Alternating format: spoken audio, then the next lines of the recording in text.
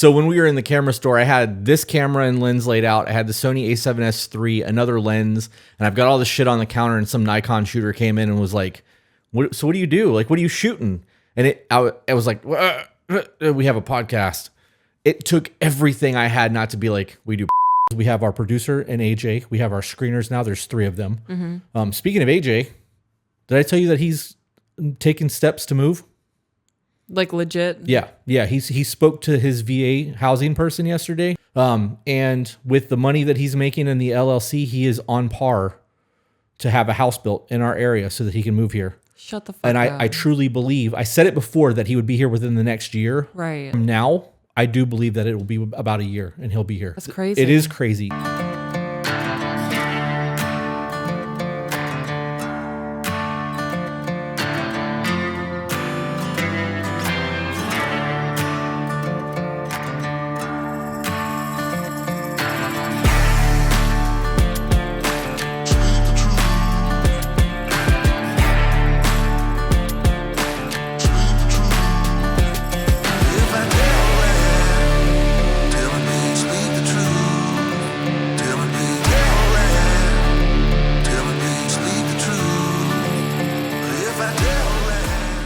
And episode 26.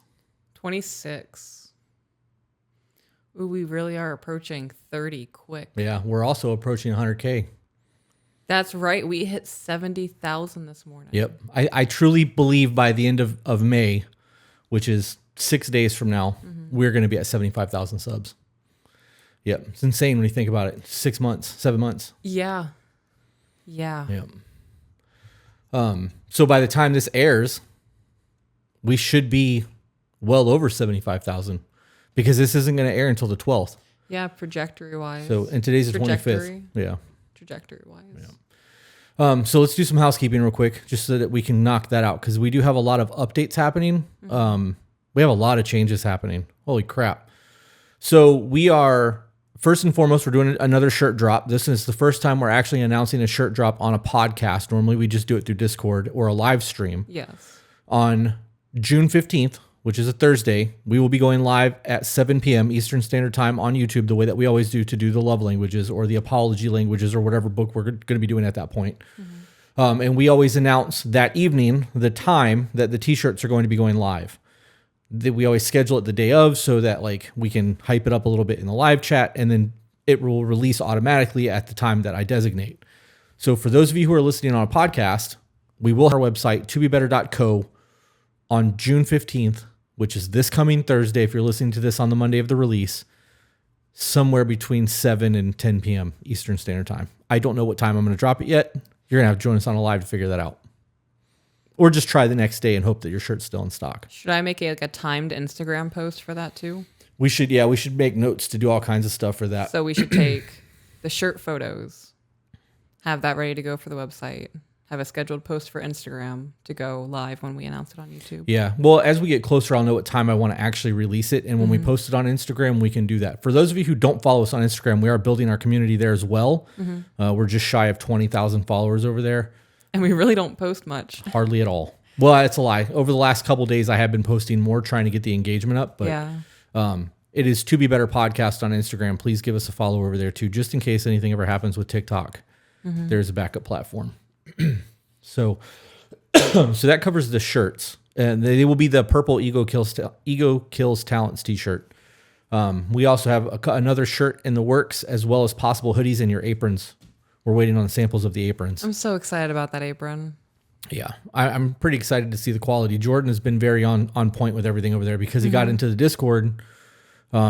He gets to see all those conversations, and he's looking into a lot for me right now. Dude is fucking working hard. That's all there is to that. I'm having him redo the door for Sacred Rites finally with the new hours. Okay. I've been back and forth with him over the aprons, the beneficial shirt. There's just I'm daily in contact with him over all this shit. So it's a lot. There was something I wanted to talk about, and I don't remember what it was because we restarted. Fuck, what was it? I don't know. You didn't talk about it on the other one. I know, I need to ponder. Anything else you want to hit? You got all kinds of shit to hit. All right, continue while I think. We are, today's the 20, what I say today was the 25th? I don't fucking know what day it is. Today's the 25th. 25th. Our other podcast room, the original one with that was purple that had the giant round chairs, just got repainted over the weekend, and it is now blacker than this. It's dark black in there. A&R Concepts, I think is the name of the company, A&R. My buddy Adam owns the company. He came out and measured for my whiskey wall. I was told this morning at 7:30 a.m. that I would have the breakdown for the pricing for it tonight, so I'll know whether or not we're moving forward on that. Dope. Which means if we don't, we have to figure out a cheaper route to go, because I don't think I'm going to spend 10 grand on a whiskey wall. That's just insane to me. Understandable. We have, it'll come out before this episode does, but on June 9th, we have, you know what? Actually, I'm going to wait. I'll release it after this podcast. June 9th, we have an interview with a therapist who works here in Florida, who introduced us to choice therapy. We are going to do a live interview, video call with her, where we get to have a list of questions, which we've gotten some from Discord and some of our own, where we're going to sit down with this woman and have a broad conversation, because even though we have a lot of advice to give, we don't have letters behind our names. No, we don't. We're just two dumbasses on the internet that like to talk and have opinion pieces. And like, this is really for entertainment purposes. Yeah. But having somebody with actual letters behind their name that believes in what we do, wanting to sit down on our podcast, is dope as shit to me. And she's the fourth therapist that's reached out to us. We've had 2 sex therapists and 4 actual therapists send us emails. And all of them have been overwhelming support. We haven't gotten anything from a therapist yet that was like, you guys need to stop what you're doing. Yeah, no. It's all been overwhelmingly positive. Yeah. And at this point, even if somebody did send that with the overwhelming positivity that we get from other therapists and the community that we've built, Unless it's constructive criticism. yeah, it don't matter. Speaking of Discord and all of that, we have, we are almost to 1,000 patrons. That's what I wanted to bring up. Okay. Well, then have at it. You're can do the talking about it. Okay. So I wanted to ask you if you want to broadcast that on the YouTube channel or on the streaming services, that once we hit 1,000, we are going to do a free 1 hour or however long live call. And you said you want to do like pick a number or something? Yeah, I don't know how we'll do that yet. I actually think that we should do a standalone video for that. Like after we're done recording this episode today, I can transfer everything off the cards, set everything back up, and we can record a standalone because that's close. Okay. And we can also record a baked in plug for Patreon so that when we get to Patreon, we can just clip that little clip in and we don't have to plug it every single time and it'll be clean. Okay. So I wanted to do that anyway. So that actually makes a lot of sense for us to do it that way. Do you remember when we first started the Patreon thing and we got like our first 10 people? We were like, oh shit, we got 10 followers. And then like we hit 100 and I was like, what happens if one day we hit 1,000? And we were like, that'll never happen. Yeah, and now we are like we're less 40 away. Less than 40 away. 1,000 people paying for Patreon. Yep. And the Discord community is super dope. It's absolutely insane. Yep. It's a really nice reprieve having that Discord community. The Discord community, actually, I have something that I want to discuss before we get into emails today. I have a lot to discuss, but the Discord community brought up a couple of points this morning while I was in there talking. You know that for the majority of our emails, obviously we get more than just 2 types of emails, but when you look at like the overall picture, we have thank you emails that always comes across as, I found you on TikTok, then I found your podcast on Spotify or Apple, whatever. Then I found your YouTube channel and now I'm on Patreon, right? It's those emails go. I haven't sent an email yet, but I just wanted to say thank you because I've watched all your content. All of my questions have been answered. Right. You guys are amazing. Please keep doing what you're doing, blah, blah, blah, blah, blah. The other high-end email that we get is, I found you on TikTok. I love your content. Here's my life story. Yes. Didn't do any research. Only watch TikTok videos, which are like a minute to 2 minutes. Very rarely are they more than that. They're literally clips of a bigger picture. It even says it on there, To Be Better podcast clips, to let you know that it's a much broader conversation that's being happened. But they watch the TikTok, find our email, and then send us an email right away without doing the due diligence. There's a lot of follow-up emails of, I sent an email to you guys a month ago, and I actually sat down and listened to your podcast, and I answered my own question. Right. And that's the third type of email that we get. The people who send in the emails, I found you on TikTok. I just started binge watching your content yesterday. I love your content. Here's my life story. Please help. Are no different to me than the people who get gastric bypass surgery and then gain their weight back. Yes. When you have... You're looking for a cure-all. Right. When you're not willing to do the work, right? Because you found something that made sense to you and you sent an email right away. Mm-hmm. You did no due diligence on your part. Of, this made sense to me. Let me go see what else they can, right. What else they have to offer. They're looking for the shortest route possible to get the answer. You know that if you could make a wish and have the perfect body and you didn't have to do any of the work to get it, you would lose that perfect body within 6 months. You'd go right back to the way you were because you don't know how to eat. You don't know how to train. You don't know how to maintain. You would go right back to where you were. 50% of people who get gastric bypass surgery gain their weight back in 24 months. Mm-hmm. That's insane. But it's because most of them don't know how to do the work to maintain a healthy diet. They have food addictions. There's a whole lot of other things that are going on there that they haven't done the work on. And I really did correlate that in Discord because people want the shortcut. If you get the shortcut, you're not going to maintain it. You're not going to make the gradual changes that's going to instill new behavioral patterns in you or reset your default settings to have success on the back end of things. Right. This leads into the email screeners. Told you I had a lot.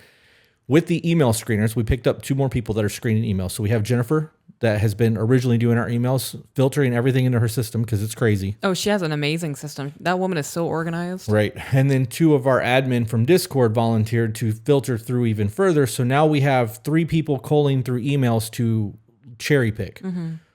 The biggest issue that I've had in this entire podcast is people that have sent emails that we have answered 5 or 6 times on the podcast, but because they saw us on TikTok and didn't want to do the research, they just want the quick answer. Mm-hmm. So instead of looking to see if their question has been answered elsewhere, they just send the email. And it gets fucking old when you have to answer the same question 5, 6, 7 times over multiple emails because people aren't doing the research. I used to get really bothered on chat forums when you would jump in and have a question like in a photography forum. Well, that question has been answered 100,000 times, and the people that are regulars in that forum get super shitty because you didn't use a search bar. Mm-hmm. If you just search, like, what's the best lens for macro photography for Canon, there'd be 900 threads where people have already asked this question and it's already been answered, and everybody's like, use the fucking search bar. I realize that I am that guy when it comes to the emails that get sent in because I'm actually replying to people now. This has been answered on the podcast. Go check out our YouTube. Yeah. That has become a very standard reply for me because we have answered so many of these questions. I'm very optimistic moving forward about what the emails are going to look like because we have so many hands-on now that like we don't have to deal with this. Right. We have no idea what's in the picked folders. We are literally, it's like we have a full show.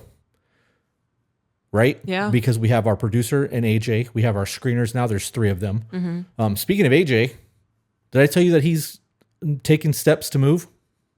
Like legit? Yeah. Yeah. He spoke to his VA housing person yesterday, day before. I don't know what day it is. This week. Okay. And with the money that he's making in the LLC, he is on par to have a house built in our area so that he can move here. Shut the fuck up. And I truly believe, I said it before that he would be here within the next year. Right. That was me being cocky. Right. From now, I do believe that it will be about a year and he'll be here. That's crazy. It is crazy. The lives that we're changing. Yeah. And the way that people are like drawn to what we are doing and want to help is insane. It really is. And you can call it our ministry. You can call it God doing what God is doing. You can call it whatever you want to call it. The fact that things are evolving as fast as they are is insane. We hit 70,000 subs on YouTube today. Yeah. And we've gone up a couple hundred since then, right? I think we've gone up 300 since like 7:30 this morning, and it's almost 1:00. Let's see. Yeah, 70,311, and we hit 70,000 at like 7:15 this morning. I know this can come across as sounding like bragging that we're gaining so many followers in such a short amount of time. That is truly not my intent in having these conversations. It's just absolutely mind-boggling to me that I went from being me, living my life as a stay-at-home mom, a stay-at-home wife, trying to deal with my frustrations and handle the kids and a household and yep, handling the hurricane and transitioning from being a working mom to a stay-at-home mom. Like just a bunch of life shit happened. Yeah, and it happened in such a short amount of time. And then all of a sudden, I'm having people tell me that we're changing their lives. Mm-hmm.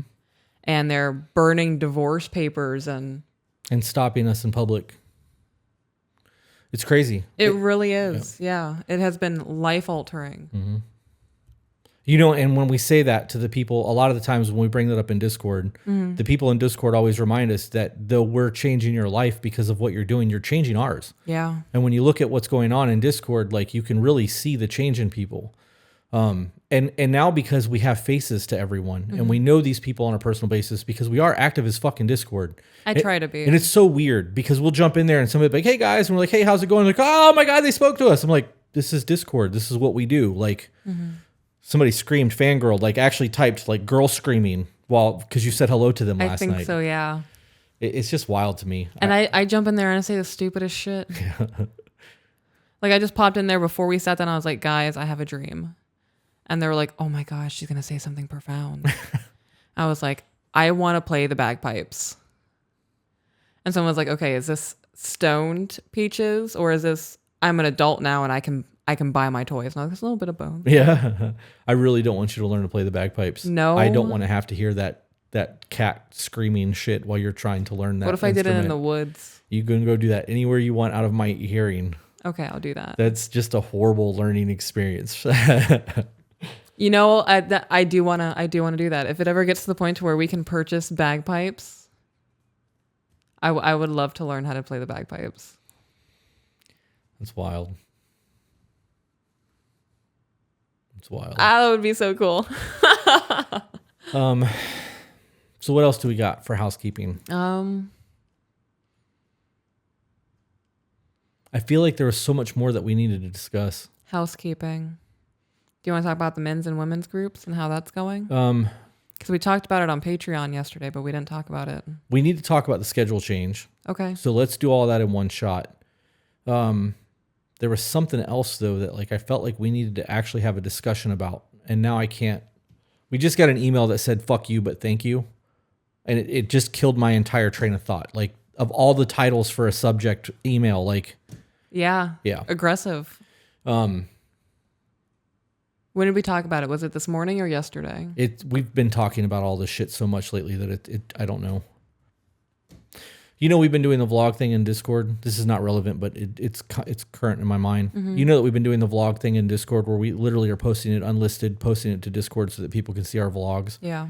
If we continue doing those, do you think that you would want to put those on the reaction channel and use those as reaction channel content? Because it's not technically to be better content. It's literally just us. Right. Do you think it would be beneficial to do that? Like, I would like to edit mine if that's what we're going to be doing. Well, it would be one of those things that if we do this consistently moving forward, we can, the ones that are on Discord, I'm not going to repost those. Like those are up. But if we decide to continue doing this moving forward, it might be something to consider doing. I thought that was the original plan. I was just going to only put it in Discord. I thought that we were going to like record, get like 30 or 45 minutes worth of us vlogging and just post it.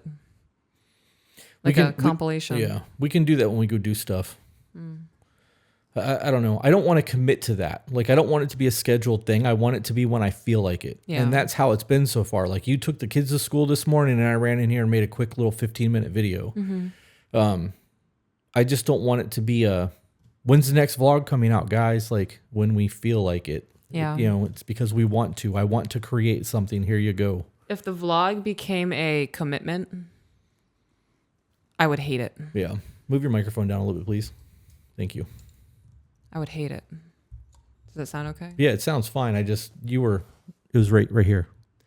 Well, ever since you told me that I sounded super quiet, I don't know. I'm worried about shouting and then I'm worried about it being like too far away. So yeah, you can talk louder. You don't have to project your voice super loud for it to pick up, and I can always doctor it after the fact if I need to, but if it's directly in front of your mouth, people can't see your face. Okay. And people want to see that face. I hate it. I'm breaking out because I started a new skincare routine and I'm insecure right now. Yeah. It doesn't look like there's anything wrong with your face. I know. That was very flattering of you. Thank you. Okay, let's get into schedules because I'm obviously not going to remember what we were doing. So I do remember what it was. Oh, dope. We have done the side piece is going to get the name's going to change. The funny haha the side piece was supposed to be like the side chick to the podcast where we just sat down and had conversations, and though it's very comical to me, I feel like it's very 12-year-old. Okay. So I want to change that, and I don't know what we're going to change it to. Somebody said to call it CPR. CPR. Yeah, Chris and Peach's Reflections or some shit like that. I don't know. I got a kick out of that. That was kind of funny. But That's good. People have given us a lot of ideas for what to call the side piece. And like really what it comes down to, it needs to be something super simple, like a 1 or 2 word thing. It doesn't need this long, crazy title. Like CPR. Right. But then people are going to want to know what that is, and we're going to have to explain it. And I don't want to do that. So if we just had originally I was like, let's call it a deep dive because we're going to explore topics, right? I don't know. We did episode 11.5 as a bonus because we did that during a live stream. If you guys are not watching our live streams on Thursday nights, you are really missing out. There's a lot of content that goes into that past just the book readings. We're normally on for 2 to 3 hours. Correct. And the book reading aspect of it is only the first 45 minutes or so. Afterwards, we do super chats and we have conversations. And this side piece, episode 11.5, came from that. I did post it to the podcast for those who stream. And it has been posted again on YouTube as a standalone piece, but that was the conversation of the things that you do to work on yourself in between relationships. Episode 12, which will actually come out this Friday for us. By the time this comes out, it'll have been out for a while, is dating. We talk about the courting phase, moving into the dating phase and how that looks. Episode 13 is, 13 and 14 are kind of a back-to-back episode where it talks about like setting boundaries and moving in together and things that you should know before marriage and those kind of things. Somebody asked us to do a side piece where we talk about traditional roles and how that applies in a relationship, because there are a lot of people who listen to us because we have a traditional gender role relationship and they want that. Didn't we do that already? I don't think we did. I think that we touched on that a lot in the beginning of the podcast, like episodes 1 through 5. But because we haven't gone back and revisited that in a while, I think we should. I think that we should really sit down and like, this is what's expected of a traditional woman. And this is what's expected of a traditional man. And this is how you make that work. And, leadership and all of that. I think we should say that as this is what we expect out of each other in our traditional relationship. Right. I don't want the blanket, this is what a traditional woman should do. Right. And then she implements it and then something happens. Like, oh, well, Peach is said to do it. Right. Well, yeah, we can put it out as the way that we view traditional, or we can disclaimer the shit out of that or whatever. So that was the other thing, because I think that the next side piece that we do should be more into traditional roles and how that works in marriages and things like that for us. To the schedules, the Wednesday episodes are no longer going to be pre-recorded side shows. We may still do side shows as we see fit, and that name's going to get changed too. But Wednesdays are moving from 9 a.m. Eastern Standard Time releases to 11 a.m. Eastern Standard Time releases, and we will be doing those live on Wednesdays on YouTube. So if you want to hear that content, you need to go to the YouTube page, subscribe to the YouTube page, hit the notification bell, because we will be going live on Wednesdays at 11 a.m. Eastern Standard Time every Wednesday. We'll be doing lives on Thursday nights, and then our Patreon live is going to get moved to a different time slot. I don't know when that's going to happen yet. I think it's looking like Friday nights, but that might not be the case. Sunday nights between 6 and 8, the time has not been disclosed yet. We are going to start doing live Sunday night emails as well, or podcasts as well. The Sunday night live streams are going to be a donation-based email read. And what I mean by that is we are going to go live every Sunday night at whatever time we decide we're going to go live, and it'll be the same time. I'm thinking probably 6 or 7. And we will get into the live stream, and if you would like to have your email expedited, it'll be $50. You give us a $50 super chat. Right. We'll pull your email up, and we'll read your email live on YouTube. And the reason that we're going to start implementing that is because people we have noticed have started paying for Patreon purely to get their email read. Right. And you guys are waiting at this point 3 to 4 months to get your email read. Yeah. So instead of waiting, we're just going to do the expedited fee of the $50. Yep.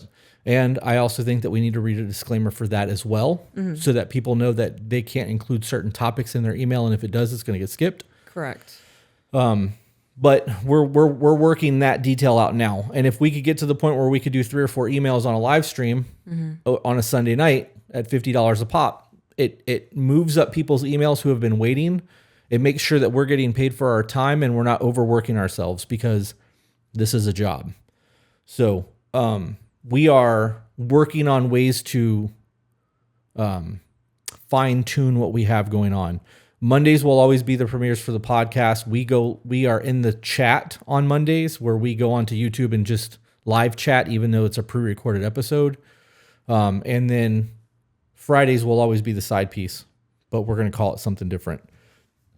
So that gives us content almost every day of the week. That's crazy. Tuesdays and Saturdays, we won't be doing anything in terms of content. So I think that's good. I mean, we're doing a shit ton of content. We really are. Do you want to talk about the live calls? I mean, we can touch on it. Okay. We can touch on it. Did we decide on 150 an hour? I think 150, yeah. Okay. So we're at a point now too. We weren't going to do live calls. We weren't. Like, we wanted to really bad in the beginning. We wanted to do coaching, and we both were like, we don't have the time for this. We're burnt the fuck out. This isn't worth doing. Like, I don't want to do those live calls. You agreed, and we backed way off of that. We're at a point now where if we can do 4 or 5 calls a week at an hour a pop, it's not really that big of a deal. We have to figure out, it's going to be on the website. There will be a link on our website, tobebetter.co, in order for somebody to download a file. They can then fill out the email, the file or whatever, and submit it to us.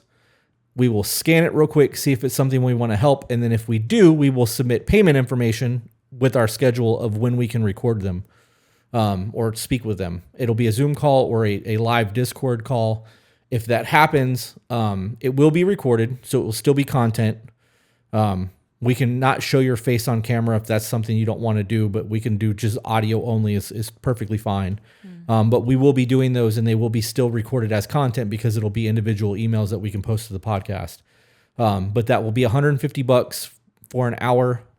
And if you want to do multiple hours, you can pay for multiple hours, but it is going to change the way our schedule works. If you and your partner both want to get on those calls, it's fine. That would be amazing. It would be, because we'd be able to work through things in real time versus having you guys, right. So that's where we're at with all of the scheduling. We are really evolving this thing, and because we're so far ahead now, we can start doing other things and not be burnt out, and still gives us time to do the shit that we want to do, like go take pictures or go on vacations, which that's going to be happening soon too. And if we stay 2 to 4 weeks ahead and we want to take a week-long vacation somewhere, it's not going to hurt us to come back and have to record 2 extra episodes in a week to get ahead again. Right. That's the beauty of doing all the live streams that we're doing versus doing pre-records.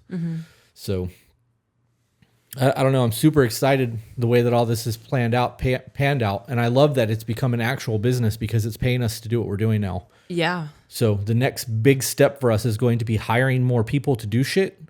And then hopefully within another year, we'll be able to buy a building and do like a legit studio where people can come and do live interviews. And like, we're working on that.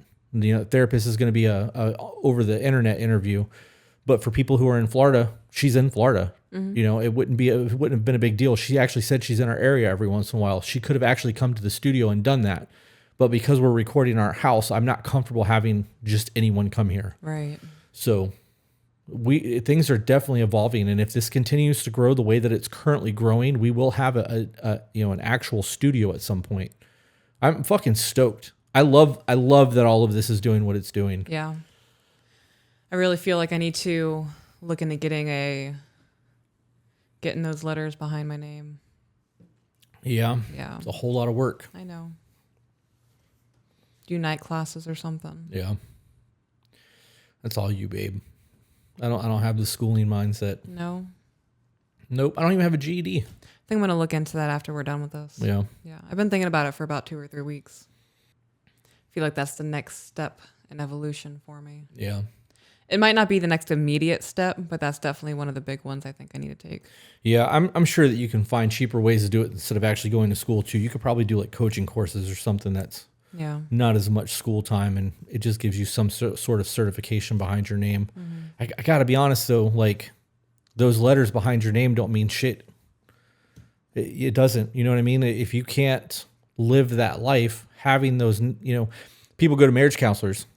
We have no idea what their marriage actually looks like. Right. If you went to a marriage counselor that's been divorced 7 times and is on their 8th marriage and their marriage is fucking miserable, you would never know that. You would never know. Right. I think that's what the appeal is to us, because this is us. And though people love to be like, oh, this is so fake, you can tell by their body language they hate each other. Because we get that shit constantly. Right. I want to know what they're seeing. Like what? I don't see it. Maybe the scowl on my face or the intense stare that I have, but that's just my fucking face. Like, I'm an intense looking person. Right. But everybody that really sees us knows better. And the people in Discord are like, oh my God, you guys are like, this is really who you are, because we are fucking dumb. Like, we get in Discord and like, this is us. I saw that comment in Discord, I think it was last night, where I can't recall her name, but she said, it's crazy to see that you guys are who you really are. We're authentic. I was like, you thought it would be different? Yeah. I don't know. I get that though, because you hear all the time. Yeah. They fake who they are for the internet to get the attention. In real life, they're assholes, or they're not who they portray. It's a character. I portray myself as an asshole on the internet too. It's not a character. I'm an asshole in real life. Yeah. I don't care. Things get under my skin. I'm not going to sugarcoat it. Yeah, I've definitely been called a bitch in real life. But we're not, I mean, it really comes down to the way that you treat us and the things that you say and the way that you talk to us. Like, I'm going to give back that same energy. I'm not. Right. And if I slip up and I cross a line, or I speak in a tone that I shouldn't, and I have respect for you, I'm going to apologize. Yeah. Yeah, for sure. For sure. If you just want to be a fuckface in a Publix parking lot, different story. Yeah. Dun, dun, dun, dun, Dun, dun, dun, dun. Do you want to jump into some emails? I have no idea how long we've been recording. I would say maybe 25 minutes.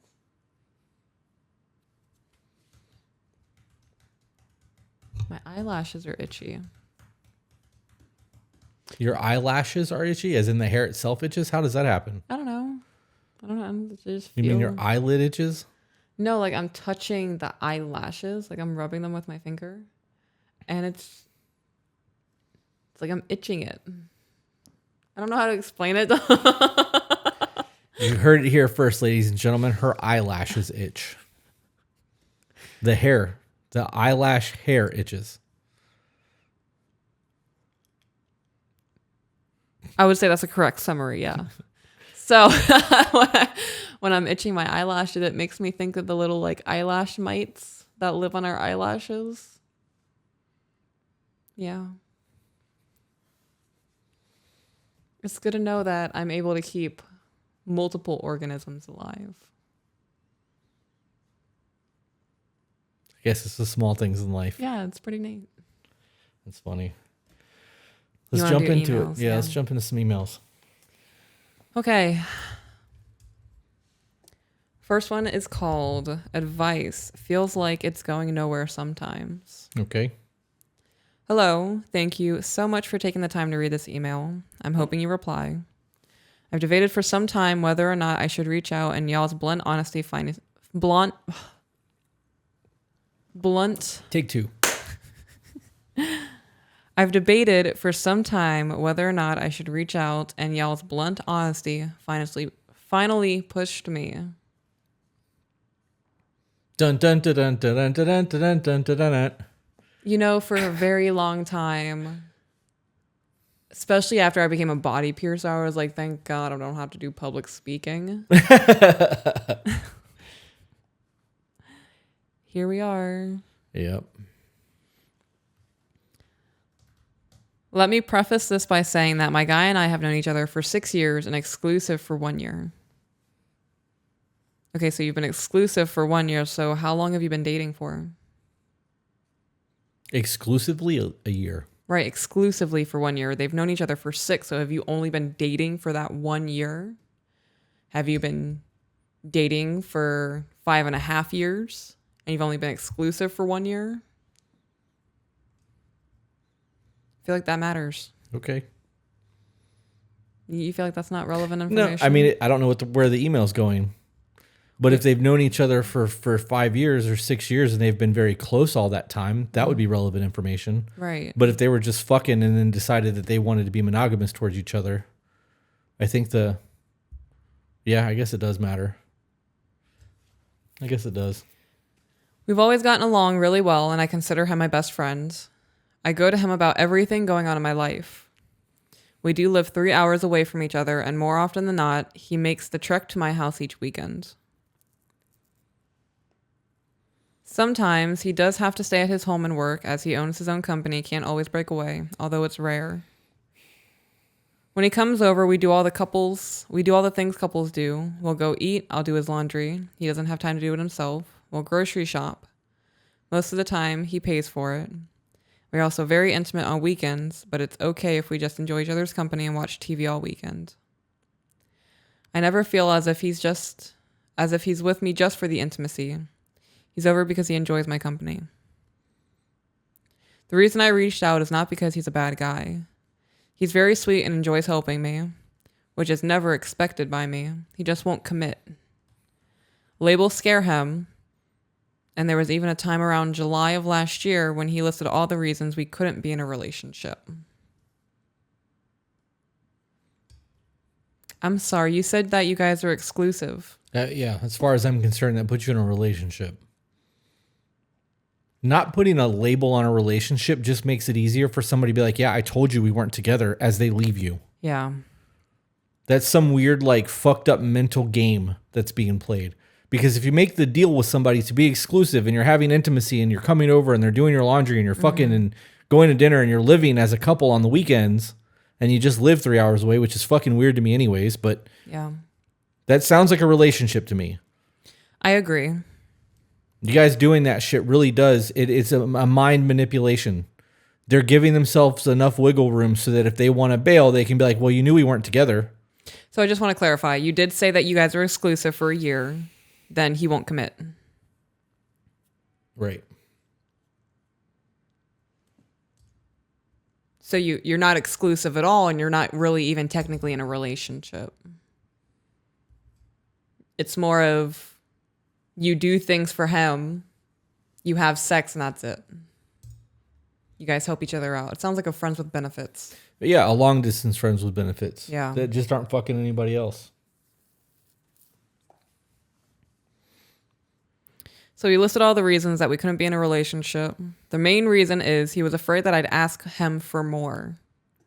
When I asked him to elaborate, he shuts down. He is very avoidant. I told him how I wanted to be an official couple, and he tells me he's not leaving me until I tell him to leave me alone.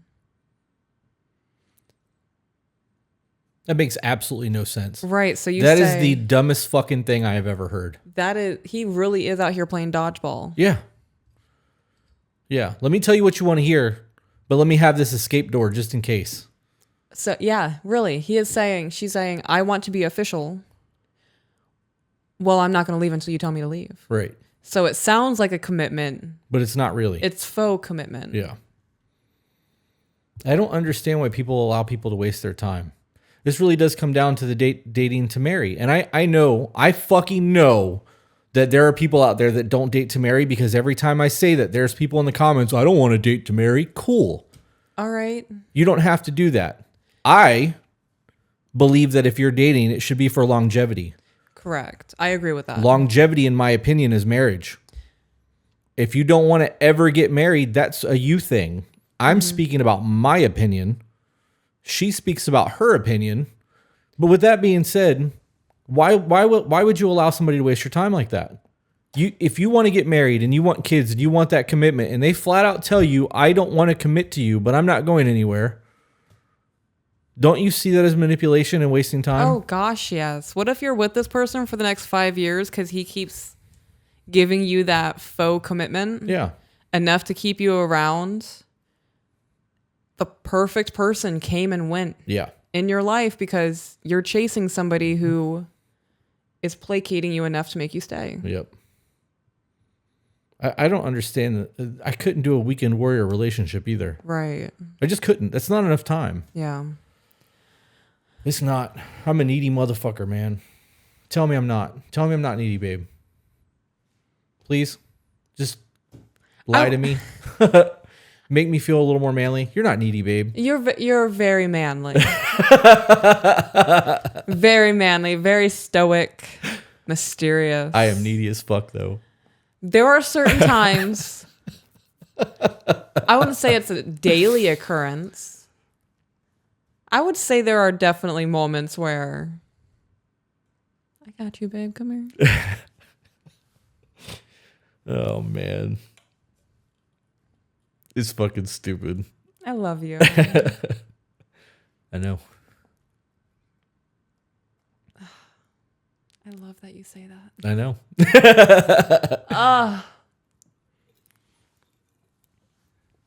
Okay, I'm going to finish the email. Hang on. Before you go back into that, though, could you imagine having that need to have the emotional intimacy fulfilled, or having a bad day and the only thing that you think that could make you feel better is physical touch from somebody that you actually love, and knowing that they're 3 hours away and the most that you can get is a phone call?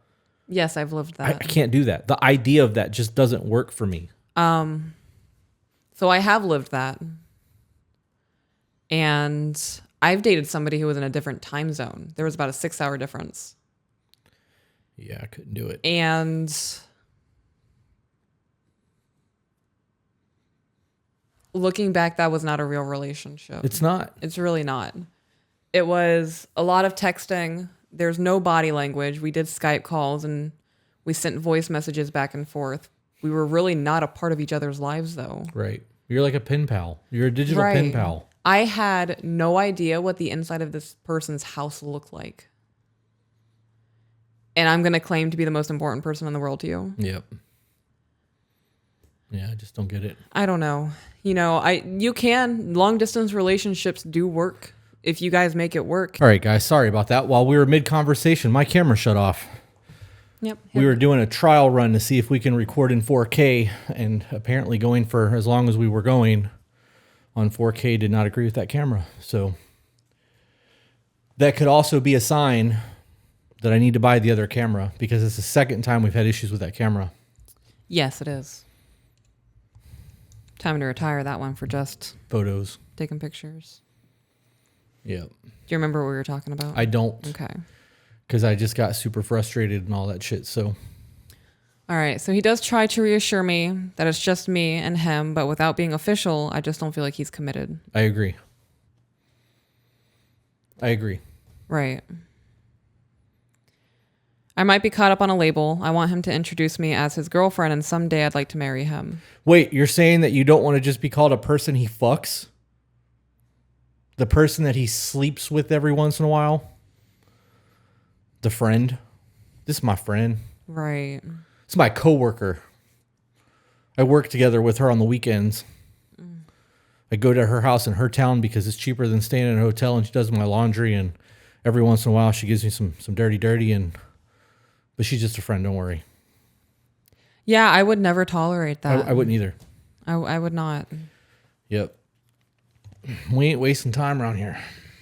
I love him so much, and when I'm just introduced as my name, it's hurtful. Should I just try to live without the label, or is this a red flag relationship? I would not tolerate that. There would be one more conversation of this is what I want in my life. I am looking for somebody to commit to grow a family with, to grow an empire with. And it sounds like you are unsure of what you want in life. I need to know if you are willing to commit to me. And it's okay if you're not. Yeah. I need to know so I can move on. I'm not willing to miss a good opportunity to go after the life that I want for myself because I'm waiting for somebody else to get their shit together. Right. I agree with that. You guys got to keep in mind, too, that the longer you are wasting your time with somebody else, you're going to miss a whole lot of opportunities with a lot of really good people that could have been the perfect fit for you. But because you're not paying attention to what's really going on in your life, you're settling. It's the best I can do. This is what I want right now. Is there a way for me to move this box? I can't. Do you recall if she said any of the reasons he gave as to why they can't be together? Nope. She said there was a whole list of them, though. Okay, hang on. I'm going to type this out. The main reason is he was afraid that I'd ask more for him. Ask more from him? What, you mean like A commitment? a husband? Look, if you're not ready to step up and do man shit, you can say that. If you need to work on yourself and figure out what you want in life and what your direction is, you can say that. If you're not ready to be a husband, just say that. Yeah. I think this email comes down to settling. I agree. If you're okay with settling and allowing him to just kind of exist with you and you don't want anything of real like sustenance, then do what you're doing. If you want longevity and you want to marry, do you really think you're going to get marriage out of somebody who can't even give you a girlfriend title? Like, right. This falls back into what we were talking about earlier with the dating to marry thing. You know what you fucking want out of life. Mm-hmm. You know. Yeah. I knew when I was little I wanted a family. I knew whether or not I wanted to be married. Like, you know these things. You know the way you want your life to go. You think about it. People think about it all the time. I know what my retirement looks like. I know what my pre-retirement looks like. Like, I know what I want out of life. And I'm not going to settle for something that's going to keep me from getting the shit that I want to get. Yeah. It's crazy to me. On the other side of that coin, if you don't want a serious long-term relationship and you tell somebody that, it is okay to expect them to accept that and be okay with it. If they lash out and get upset and say, well, you need to change your perspective to be with me. I love you. Don't leave me. This is what I want, and I want it with you. That's manipulation. Yeah. If you are very clear and defined of, I'm just looking for somebody to have fun with. I'm not looking to be committed. I don't want a long-term relationship. I'm not looking to get married. And they get into whatever you guys are doing anyway, you have set the clear expectations of, this is what I'm looking for. And if they push anyways and continue to bring up marriage and relationship and boyfriend and girlfriend, you can walk away from that. Yeah. Yeah. Anything else? Nope. This comes down to self-worth. I really think it comes down to self-worth. Yeah. I think that people when they don't believe in themselves and don't believe in the worth that they bring to a relationship or the value that they bring to a relationship will really step down and accept so much less from a person because they don't feel that they deserve more than what they're getting. And when you really think about it, that is a horrible fucking thing to think about. Like, knowing that you just accept what you have because you truly don't believe that you are worth more than what you're getting. That's a horrible mindset to have. It really is. Very miserable mindset. You ready for another one? I am indeed. This one is called Me Again, Question Now. Uh-oh. Hello, I previously wrote you guys about a thank you, and I'm using the check-ins. Okay. I'm not taking off his boots, but my husband works in an oil refinery making carbon black. And he comes home with a black powder everywhere. Instead, I have taken to washing his feet, clipping his nails, and rubbing them with lotion. That's wild. Providing self-care to him as I am seeking self-care for myself. That's okay, so two things, because that's important. Mm-hmm. That takes that whole taking the boots off to a whole new level. Yeah. I wonder if she has made it clear that she needs that level of intimacy from him. Because can you read the self-care, the last sentence again? Providing self-care to him as I am seeking self-care for myself. Right. Mm-hmm. That's important. It is. I just watched your co-parenting side piece and I'm in a rather confusing place in life. Backstory, my husband got his high school girlfriend pregnant. They were together in total probably 3 years through high school. He left school to take care of the 2 children they ended up having. He worked 2 jobs and had her be a stay-at-home mother and pushed to finish school while he provided an apartment for the 2 of them. She had a major case of postpartum depression and she left. Oh, that's okay. So she left and then it ends and then it indents. So like her sentence is down a line. Oh. So she had a major case of postpartum depression and she left him with an empty apartment and an eviction notice. He struggled and became a man through his struggles. Wait, okay, that doesn't make sense.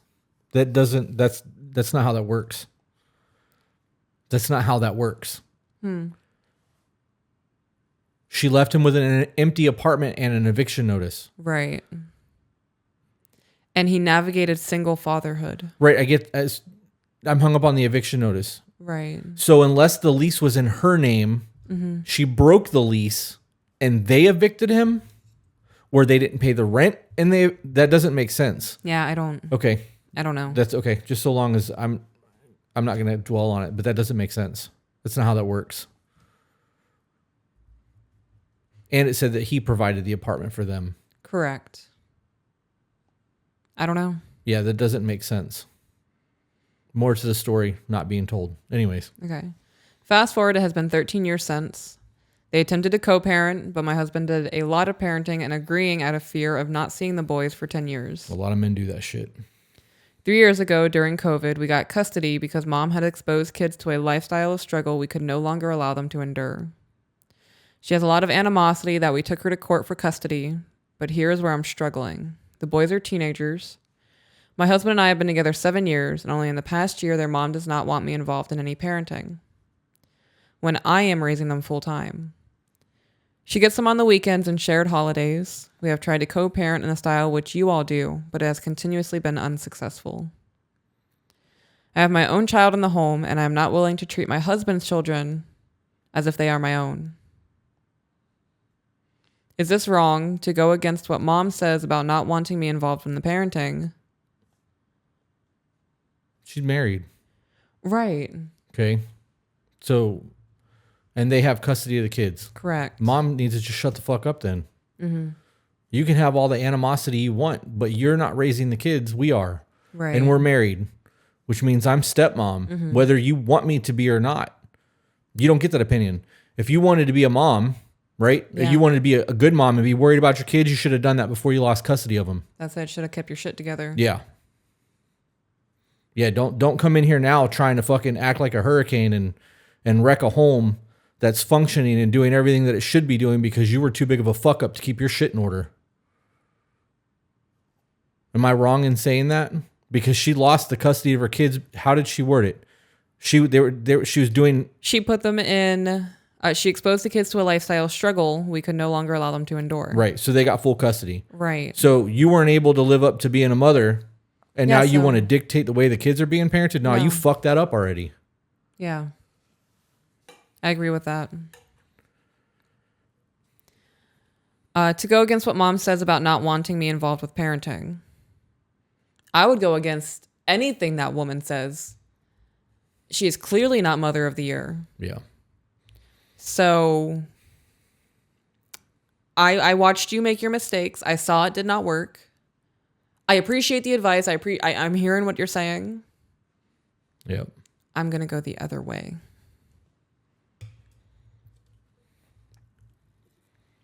And in all honesty, their biological mother can say whatever she wants to say. As those boys get into adulthood and become men, they're going to see what she did versus what you did. Yeah, kids end up growing up fucked up anyways. I mean, it's just the way it is. We're all fucked up. Every one of us is messed up on something. Right.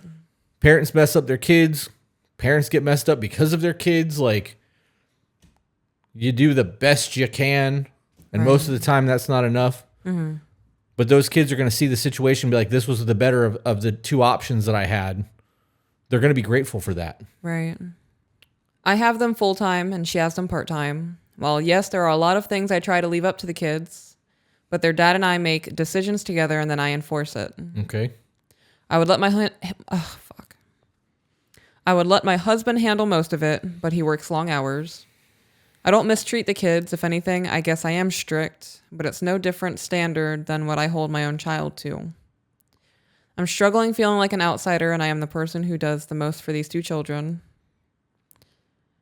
Do I take a step back and go against my own beliefs in parenting, or do I keep pushing to be a good mom to all of my kids because I'm raising someone's future husband and father?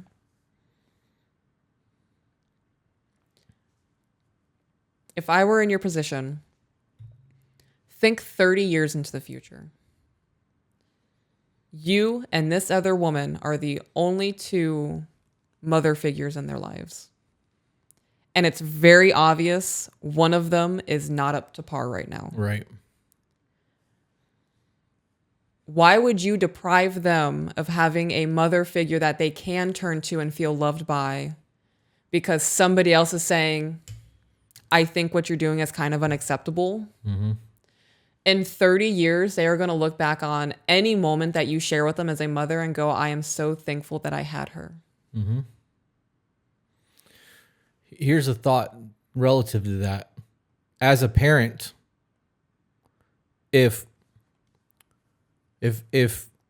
my daughter's mother would have remarried and or gotten married and found a good dude and they were raising my daughter and doing my daughter had it made, like she had everything that she fucking needed and like rules and structure and like she was being guided in a healthy manner and I was not able to be a part of their life for whatever reason, I would be grateful for that guy. Right. I would thank him. I wouldn't be trying to make waves and make their life difficult because all that's going to do is make my daughter's life difficult.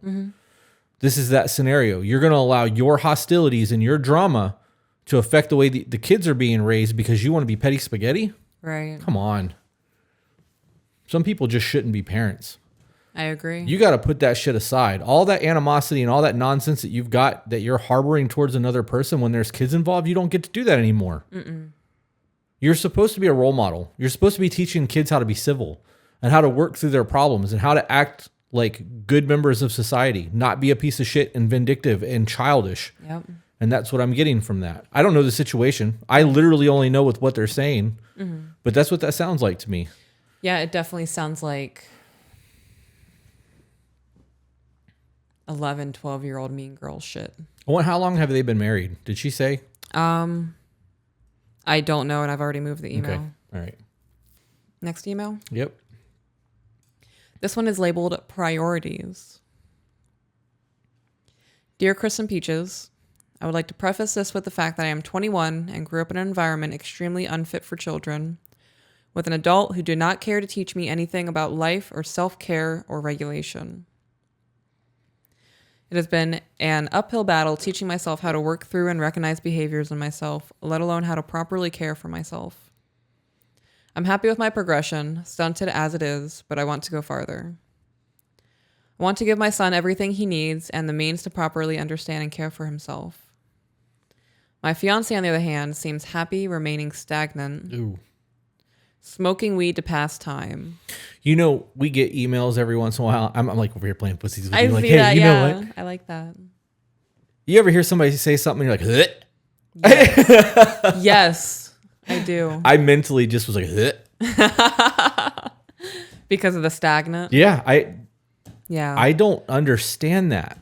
I really, it's okay to pause every once in a while and be like, all right, I've been going hard for like the last 4 years.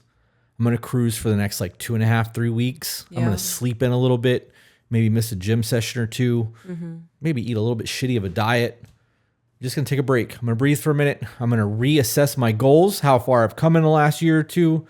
Where's my trajectory on my 3-year plan? Am I going to hit it faster than 3 years? Do I need to create another 3-year plan? I'm doing all this during that 2 to 3 weeks where I'm taking some downtime. Right. And then I'm gonna fucking hit that shit with vigor. Like I'm well rested now. I got this new attack plan. I've already expressed it with my woman. She knows where I'm going now. Like we're gonna fucking do this.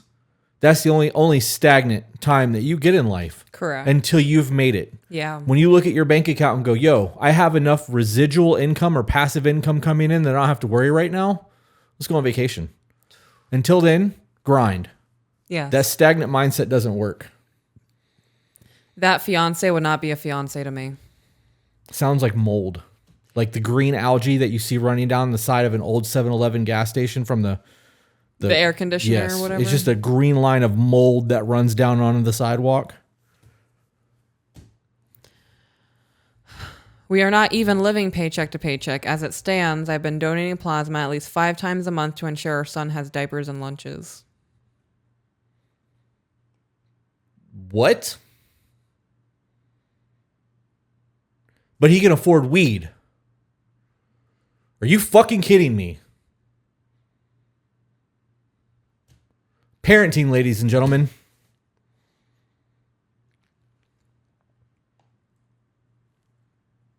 Fucking priorities.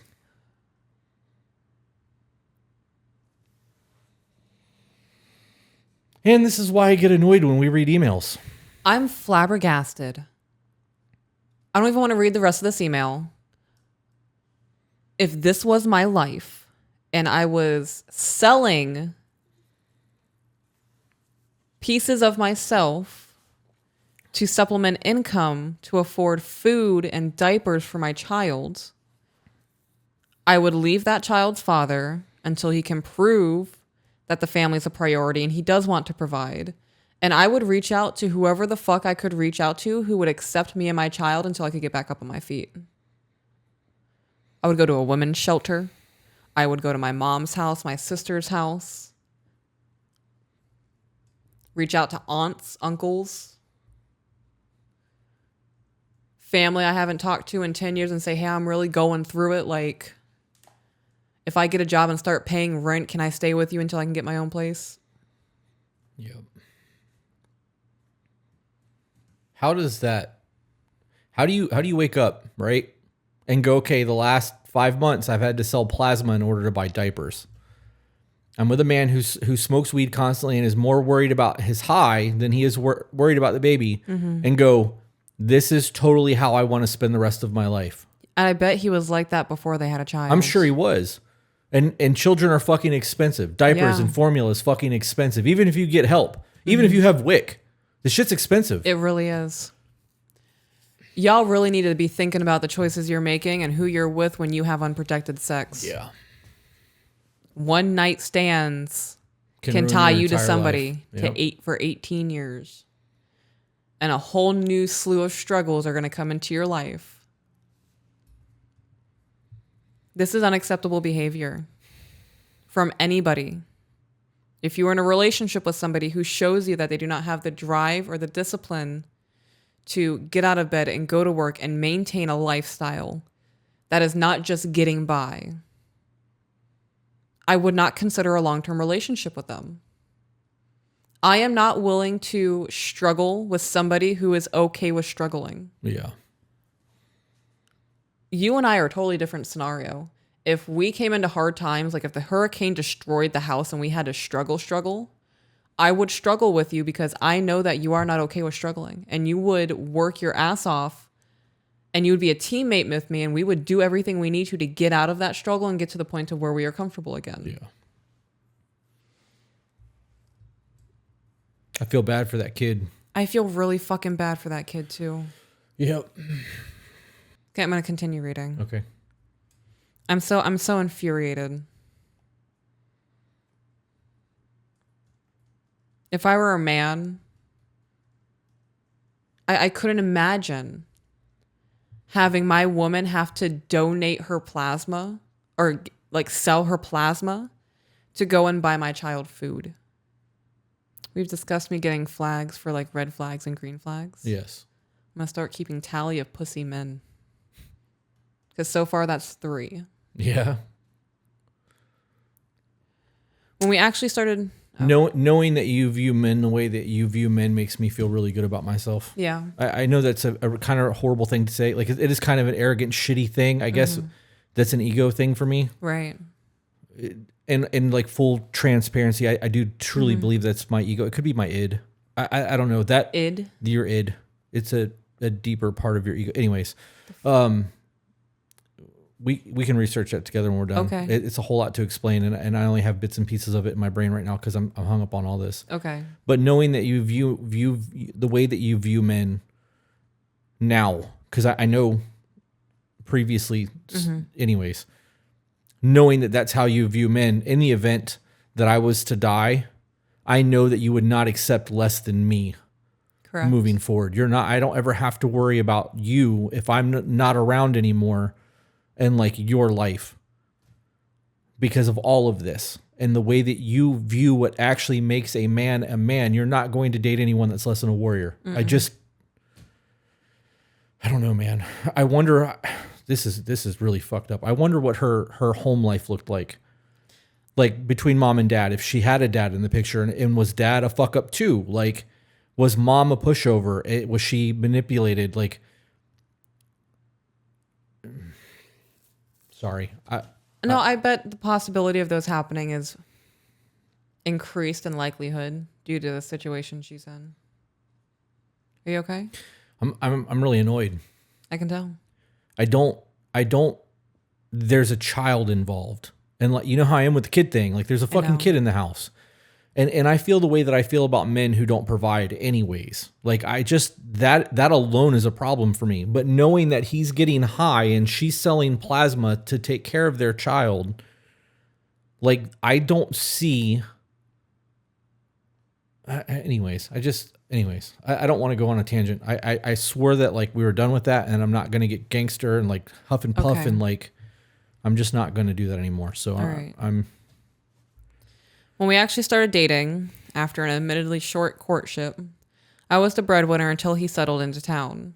The job search was long and drawn out, and eventually he gained a job. Around this time, I got pregnant. I continued working until about 2 months before I gave birth, and he quits the job. He gains another one about a month later, which he keeps until he got bored. Okay, so how long have you guys been together? How short was your courtship? Was it 2 weeks or was it 2 months? yeah, details matter. Did you get pregnant after 3 months of being with a dude? She quit because she was getting close to labor. Correct. And he quit his fucking job. Yeah. Tell me that you are an irresponsible life form without telling me that you're not. How do you do that? How do you guys, this is common sense. You do not quit a job unless you have another job secured and a fucking start date. Correct. Because that week or 2 weeks of overlap for people who are living paycheck to paycheck can financially ruin you. Yes. So let's say he didn't find a job for a month, right? What if he got a bi-weekly paycheck and he started in the middle of the pay period? That's almost 2 months without a fucking paycheck for either of them. Yep.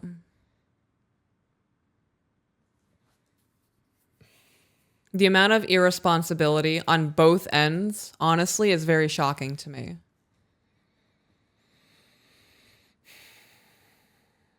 Y'all need fucking role models, man. Ladies,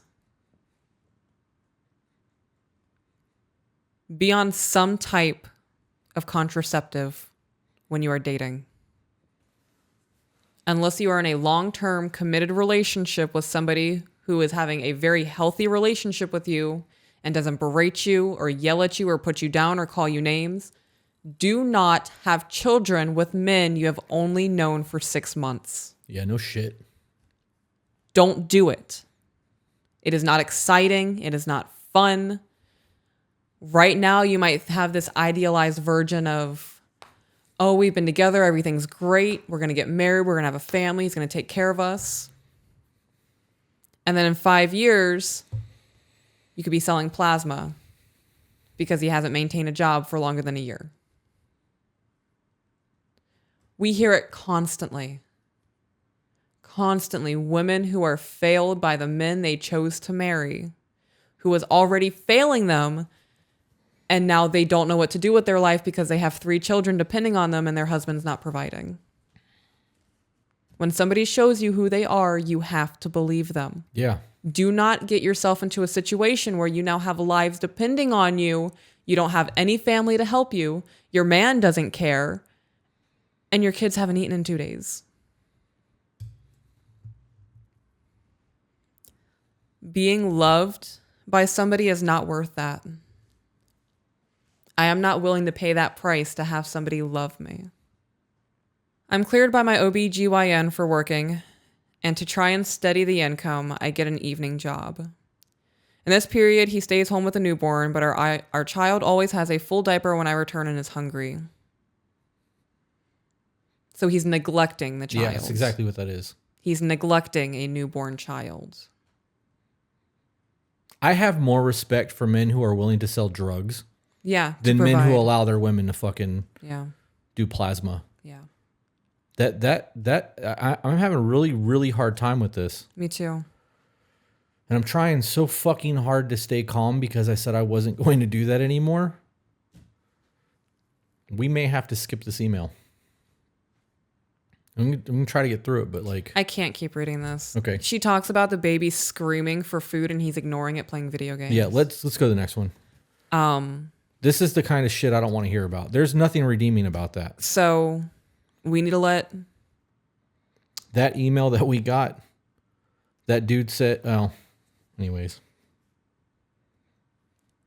What?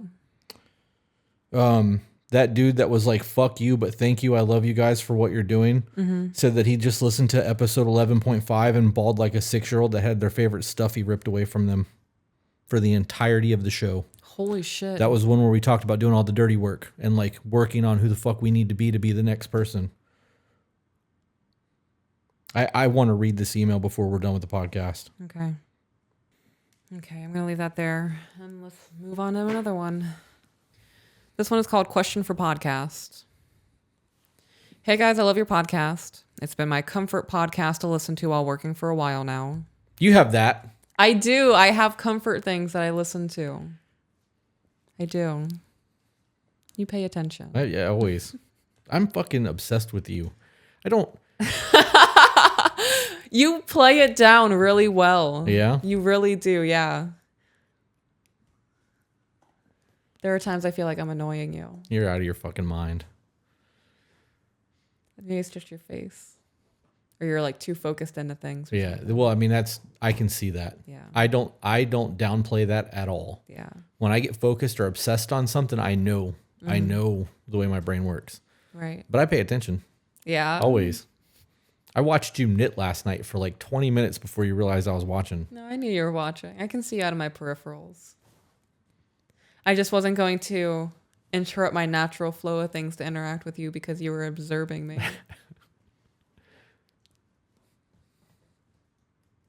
This is so cocky. This is cocky. This is really cocky. We have a following, right? There are people who fangirl scream at interacting with us, right? How privileged are we to be able to just have that interaction with each other every day? Like, it's not the same. we really get to just have that. Not even the intimate, like romantic relationship, just being able to observe each other in our natural habitats. Like the way you lift your leg to fart. I can't believe you just said that. Yesterday, so when you walk out of the door here, there's a bathroom and then our kid's bedroom. And she was in the bathroom and I kept whistling Another One Bites the Dust. Yeah. And she was in the bathroom and I farted the beat. And she's like, oh my God, did you just fart the beat? And I was like, I tried. I missed the last note. And she laughed. She's like, that's so fucking impressive. We really are giant children. We really are fucking giant. And people fangirl over that. Yes. The reason I laughed so hard when you did that, though, is because I've tried to do that and I've never been able to do it. I can't. Can't get all of it out. You just don't have enough wind to get there. I don't think, there's usually never. We're so fucking stupid. Your butt's like a trumpet. Just tooting. I am my target audience. Well, at least you're not letting yourself down. That was so funny to me. I'm crying. I hope Jordan enjoyed that too. Yeah? Oh, because if you don't cut it, yeah. I'm not going to cut it. There was nothing inappropriate there. It's just fart jokes. That's hilarious. He told me that somebody made a comment at work the other day about a number 2, like package number 2 or something like that. And he's like, you better go to the bathroom. And he was like, I just felt like I needed to tell you because we were making fart jokes at work. Yeah. That's hilarious. Oh my gosh. I don't even remember why we're talking about any of that. How did we get here? Oh, because I was staring, because I pay attention to you. And you downplayed it. Yeah, what all do you see? Like, what do I do? All kinds of shit. I see all kinds of shit. Like what? What do I do? I see a lot of weird ticks. Oh no! Like, Yeah. Like what? Well, like the other day, the slapping your thighs out of happiness. Oh yeah, I did do that.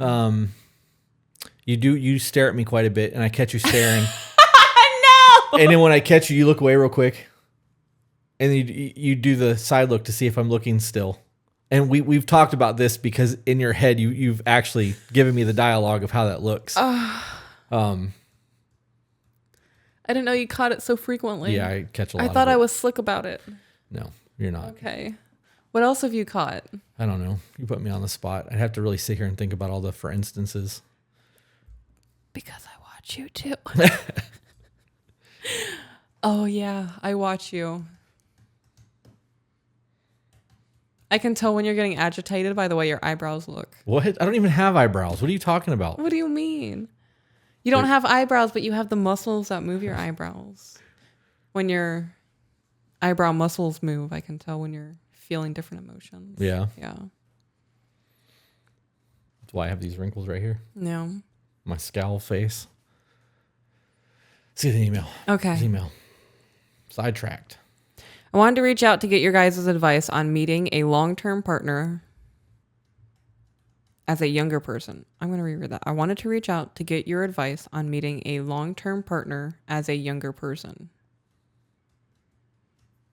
I'm on the younger side, under 21 female, and I've been trying to find a more traditional man to be in a committed relationship with unsuccessfully. Well, because you're a child still.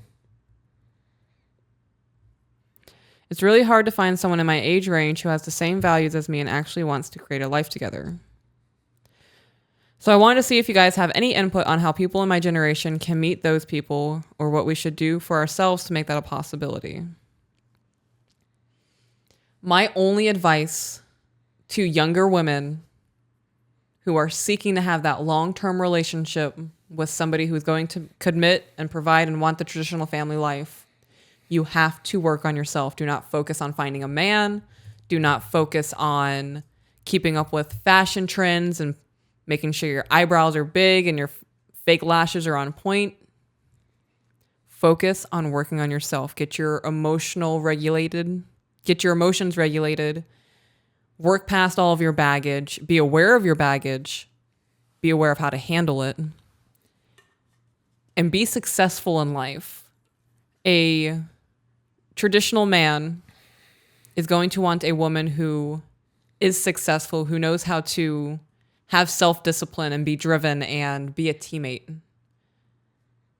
It's important to be headstrong and also be willing to submit. I can be a headache sometimes. I mean, I wouldn't go that far. No? I don't think I've ever once been like, God, I wish she's just a headache. I just wish she'd go away, or just wish she'd shut up. Like, I've never once had any of those moments. Yeah.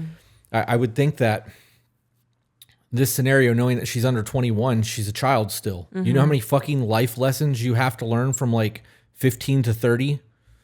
Like, you're not going to find your forever person in your teens. You know how fucking rare that is that somebody gets like meets in high school and marries and stays together forever. Like it's and it's a good story. It's a very, very small percentage. Mm-hmm.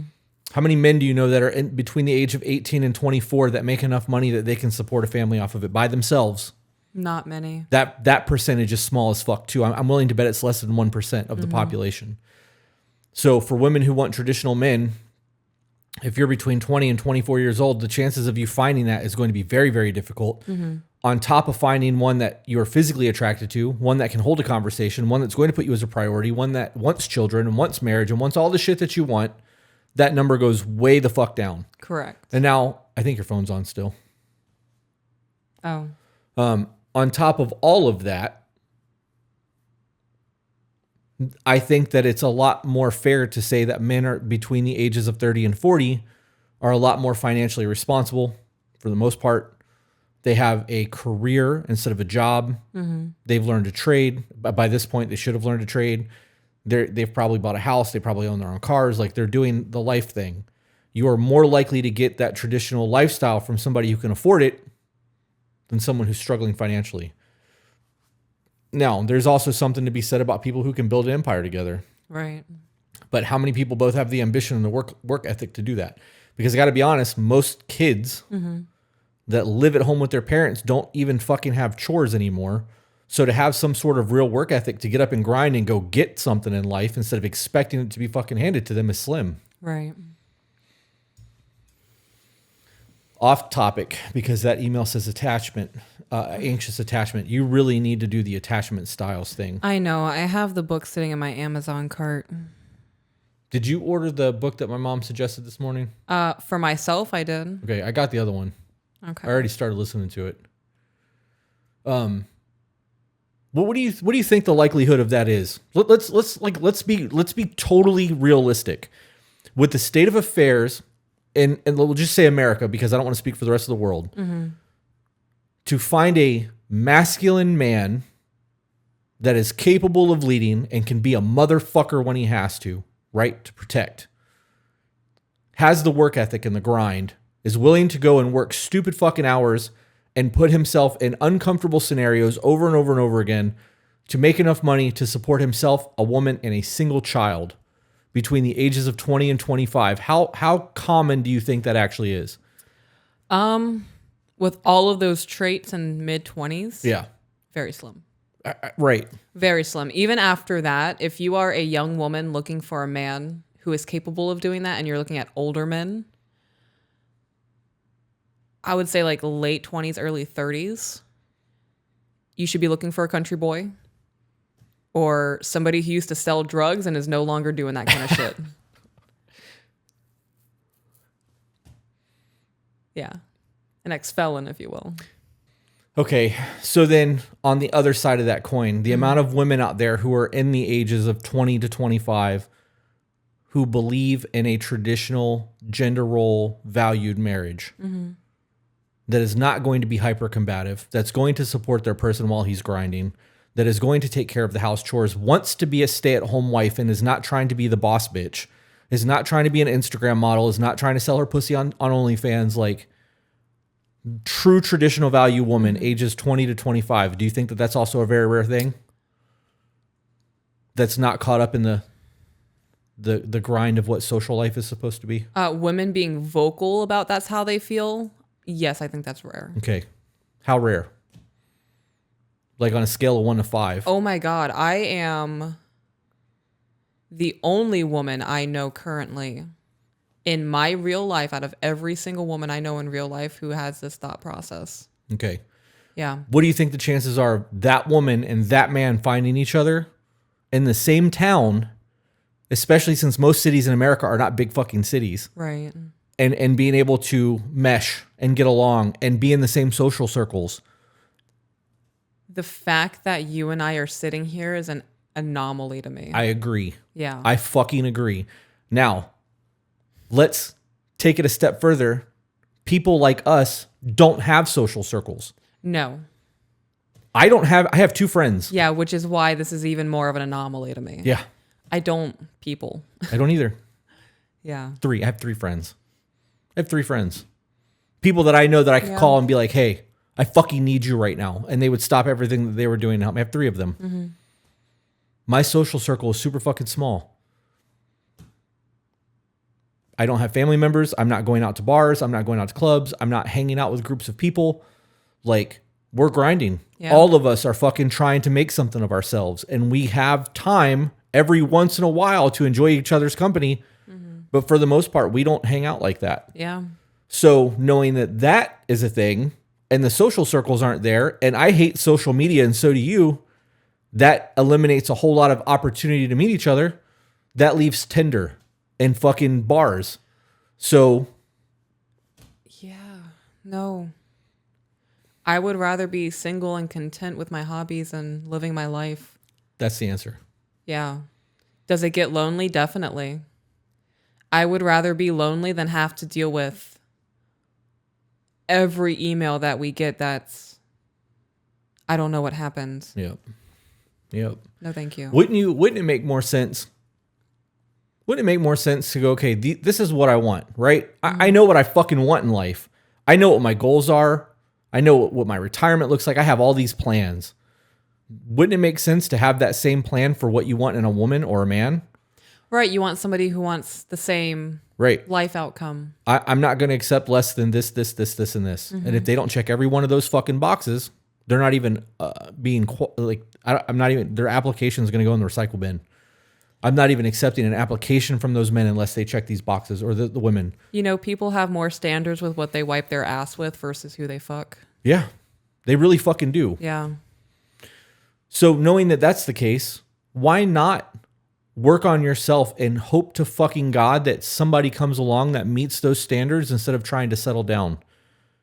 I would rather be single for 10 years and meet the person that I want to spend the rest of my life with, court them, date them, and do that, than to go from person to person to person to person to person to person. Because eventually you're going to fucking hate people. Yeah. You're going to be super jaded. You're not going to want to date. You're going to be emotionally exhausted because of all the trauma that you've occurred You're going to have so much scar tissue that your skin doesn't move properly from all the fucking bullshit. Like, Yeah. I just don't get it. I really don't get it. I've never really broken it down like that mentally to see where we're at. And like, I know that what we have is special, but I know other people that have what we have. So I know that it's fucking possible for people to get it. Mm-hmm. But it comes to not settling. Right. And not going, okay, well, I mean, they're giving me some attention today. So, come over like that. I don't know. It's crazy when you really think about those numbers, right? It really is crazy when you have a void in you and you think the only way to fill that void is to get attention from somebody else. That's all you're ever going to seek. Yeah. I'm getting a phone call. Who is that? You remember what we were saying? We were talking about the logistics of it and how when you break down the numbers, how rare what we actually have is. And I don't remember what that we know it's fucking possible for people to have it because we have it and them not settling and doing the work. And like you were saying that you would rather be alone than fucking settle and end up with somebody. Yeah. Not coming back. No, it's gone. All right. Let's continue then. All right. You want to do another one? Was that the whole email? Yeah, that was it. I don't know what to tell people, man. I really don't. When it comes to shit like that, people are like, where do I go to meet people? Church. I don't fucking know what to tell you. Like we got lucky. With how we met, we got lucky. We did. We really did get lucky. What are your interests? You want to be with somebody who has the same interests as you. Yeah. Not everything has to be the same. You're not into plants. No. But we're both into photography. And that's a big part of our lives. That's something that we get to do as quality time that refills both of our love tanks. So go out and do the things you enjoy. Go out and do the things that you have fun doing. If you're into cosplaying, go to like MomoCon and I don't know the other ones. That's my sister's department, and the only one I remember is MomoCon because it reminds me of Momo from Avatar: The Airbender. You can meet somebody there. If you're into chess, go to the library and play chess on Thursdays if that's the thing that they do, and start interacting with people. Just go out and meet people like you want to do. Yeah. And develop friendships. Yes. Create bonds with people. Learn who the fuck they are before you date them. Mm-hmm. And at 19 years old, don't expect to meet your life partner. No. You got a whole lot of life lessons to learn. So you're going to have a whole lot of failures. Yeah. Anyone, I don't care if you're under 25 and you think you've got life figured out, you're fucking wrong. You've just gotten the tip of the dick that life is going to fuck you with. That's just all there is to that. You have a whole lot of life lessons that are coming your way, and a lot of them are going to suck ass. But you're going to navigate them, and you're going to be better on the back end for it. And it's going to make you a stronger, better, wiser person. Correct. But you have to go through those things. That age frame is getting older and older now. Used to be 18 to 20. Used to be even younger than that. 100 years ago, it was even younger. Oh, to like man up? Yeah. Oh, God, because, yeah. 100 years ago, 150 years ago, it were was living not till you were uncommon. 30. Yeah, it was not uncommon for a 14, 15-year-old kid to be a man working a farm, cultivating, like taking care of a family, getting married at 18 years old and running a fucking life the rest of his life. Yeah. Kids were going to war at 17, 18 years old in like actual war. Things have changed. Now they're fucking staying at home until they're 25 to 30 years old. They've not had any real life lessons where they've had to learn to overcome things, and like that, you grow under pressure. When you go to the gym and you work out, you are stressing your muscle fibers and putting them under a load that forces them to get bigger to make you stronger to be able to handle that load. Mm-hmm. That is a metaphor for fucking life. Yeah. If you are not putting yourself under pressure to get stronger to handle that load, you will always be right where you're fucking at. Mm-hmm. You will never have anything more than you have right now. Correct. Green mold on the side of the 7-Eleven from the fucking air vent. I know it's wet and slimy. Yeah, and everyone slipped in it at least once. Oh God, I'm nauseous. I hate it. All right, next email. Dating. Yeah. I hope all is well with you both and your family. It is. Things are amazing. Things are really dope, yeah. I found your podcast from TikTok and I've personally learned a great deal of things from it, primarily communication skills, and you've helped me see where I haven't communicated well in the past. Imagine how much more you would learn if you actually went to YouTube and watched the hundreds of hours of content that we had that's not pulling conversations out of context for a 1 or 2 minute clip. Literally hundreds of hours. Yeah, we added it up. It's hundreds. Yeah. So firstly, thank you. You're welcome. This is a long email as I put in a fair amount of background before asking what I am here to get advice on. Okay. I'm a 27-year-old female, no children. I work full-time and am single. However, I am seeing someone/dating them. He is a 28-year-old male, no children, and also works full-time. Some context, we met in a bar. We were both out with our own friends, and I bumped into him because it was busy and I'm clumsy. We got to talking, had a couple of drinks together, and at the end of the night, he wanted to make sure I got home safely and walked me and my friend home. From then, we have spoken every day, and communication-wise, this is the best I've ever been. Also, the least anxious I have ever been when talking with someone because of the clarity we both give each other. I think, okay, I'm going to interrupt you because I think there's a subconscious element to that. Okay. And that he walked them home to keep them safe and didn't try anything. Oh, yeah, that's a big deal. Tell me that wouldn't make you feel safe and secure with someone. Oh, yeah, 100%. Okay. Definitely. Gentlemen, your actions matter. They The way really you do. conduct yourself subconsciously tells a woman a lot about who you are as a man. Mm-hmm. Let me walk you home to make sure you're safe. Hey, girl, let me in. That's not how that works. Right. You're telling her right away that you lied to her right off rip to try to get to the house, and now you're trying to smash.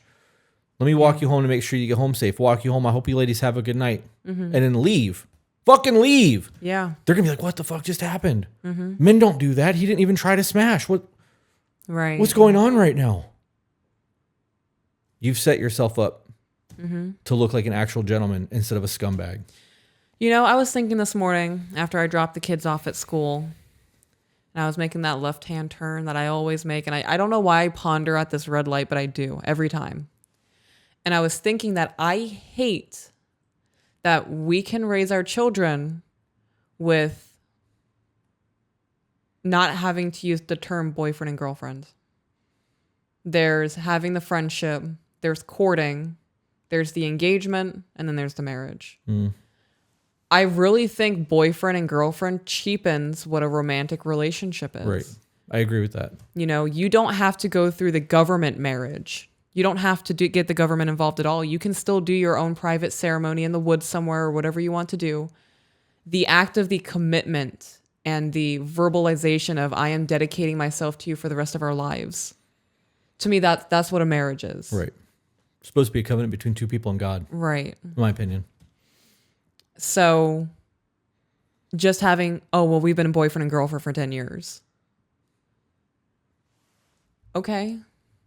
You know, when I hear boyfriend and girlfriend, I really think of 15 and 16-year-olds going to the sock hop. The what? The sock hop. What's that? Isn't it like a 1940s or 50s little dance? Oh, that's a new term for me. I've never heard that before. Really? Yeah. A sock hop. Oh my God, I'm so old. No. I'm kidding. Please don't come at me in the comments. I'm not that old. It was a joke. You constantly make that joke of I'm so old because you make a reference. Yeah. Well, that's because I've been told in the comments that I look like I'm 70. My point in bringing all that up in my thoughts at that red light is dating culture bothers me. It really does. It bothers me too. And the fact that he went out of his way and said, let me make sure you get home safely, and tried absolutely nothing, that's a big deal. That's a good first step into that courting phase. Right. Of I'm getting to know you. Let's see where this is going to go. Says a lot about his character. Yeah. That used to be a very common place. Right. That's what it was. There wasn't a boyfriend and girlfriend. It was just gentlemen doing gentleman shit. Right. And ladies doing the lady thing, you know, letting the gentleman be the gentleman and being the soft and feminine. And yep. That's healthy. it is healthy. And that's not saying that you can't be the bad bitch construction worker or the welder. That just means when you're with your man, you don't challenge him the way you do when you challenge men in the workplace. Right. He gets a different, softer version of you. He should. Yeah. He absolutely should. And you should get a softer version of him than everyone else as well. Correct. I like that I get a soft version of you. Yeah. Yeah, you're like a really nice cake pop. You have like the hard exterior chocolate shell. And on the inside, you're nice and soft and delicious. And I like having both of the things in my mouth. The cake, Next. The cake. Next. Next. Moving on. Email. Focus. Woman. Email. Okay. Damn it.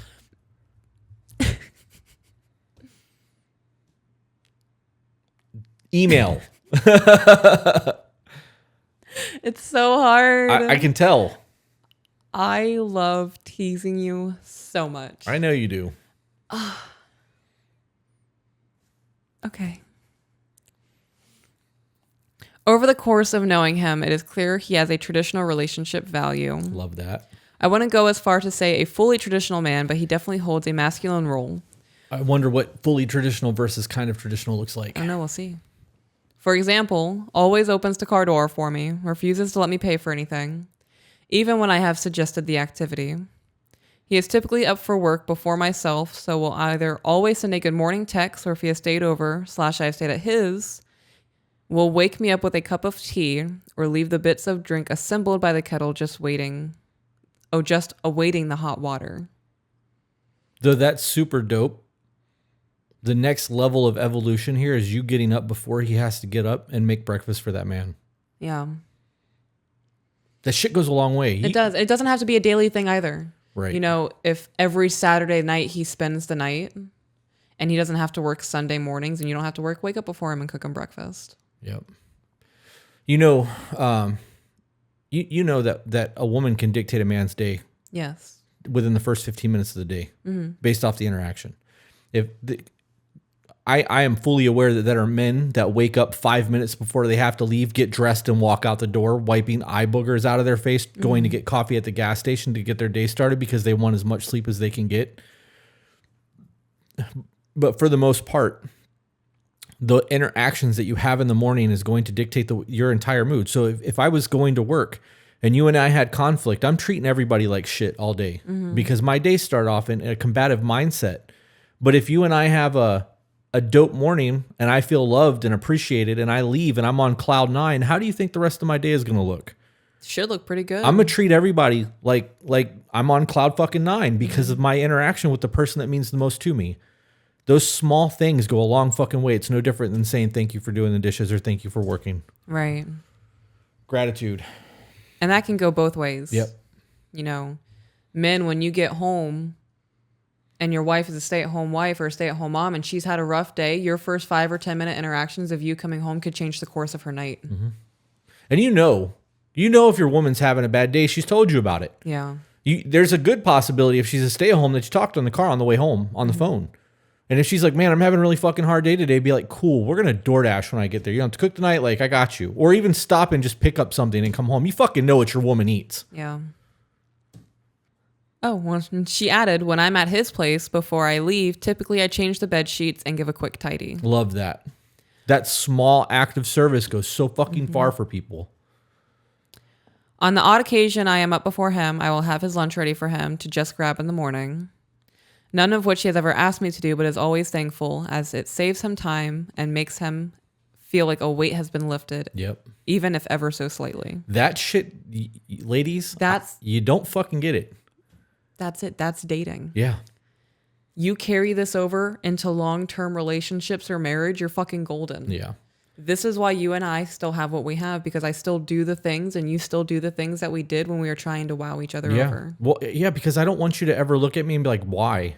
Yeah. Why? You know what I mean? Like, yeah, I think about that too. I don't want that to be a thing. So I constantly try. I massaged your feet last night for like an hour and a half. You did. It was really while nice. watching Deadwood.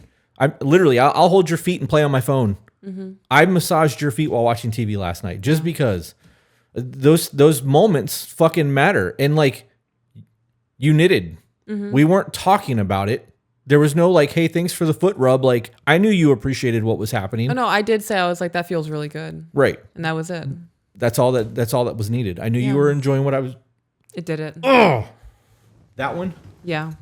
Well, ladies and gentlemen, we interrupt your regularly scheduled program because my camera overheated twice yesterday. It did, yeah. And this morning I found out that there's settings in there that I can go and change so that it doesn't overheat on a standard setting, and it'll go to a higher heat temperature, which just makes the camera hotter, but will still shut off before it damages the camera. And so I changed all the settings on all the cameras, but we stopped recording episode 26 yesterday and drove an hour and 25 minutes to Bradenton. Correct. Because we went to the camera store. We did. He had his moment in the camera store. I did. I love that for you. And I got a thing. He did get a thing. Look at this badass mofo. Look at it. That looks so cool. This beefy bitch. I love that. It's a Sony FX3 with a G Master lens that is 28 to 135 f4. It's got 2 XLR mics so that I can put a shotgun mic in there. I dug out my old Atomos Ninja monitor so that I have a monitor that I can use. So if we have it on a tripod aimed at us, we can do the thing. This is going to be our out in public video camera. Yes, this is going to be our public vlogging. Yeah. People are going to be like, oh my God, what do you do? Because I'm going to have this big old professional camera and be like, yo, she's fucking famous, bro. I would hit him with the old, I do porn. I'm a porn star, but I don't want to have to field the, where can I find you? It took everything I had in me not to say that to that guy yesterday. Yeah. Yeah. So when we were in the camera store, I had this camera and lens laid out. I had the Sony a7S III, another lens, and I've got all this shit on the counter, and some Nikon shooter came in and was like, what do you do? Like, what are you shooting?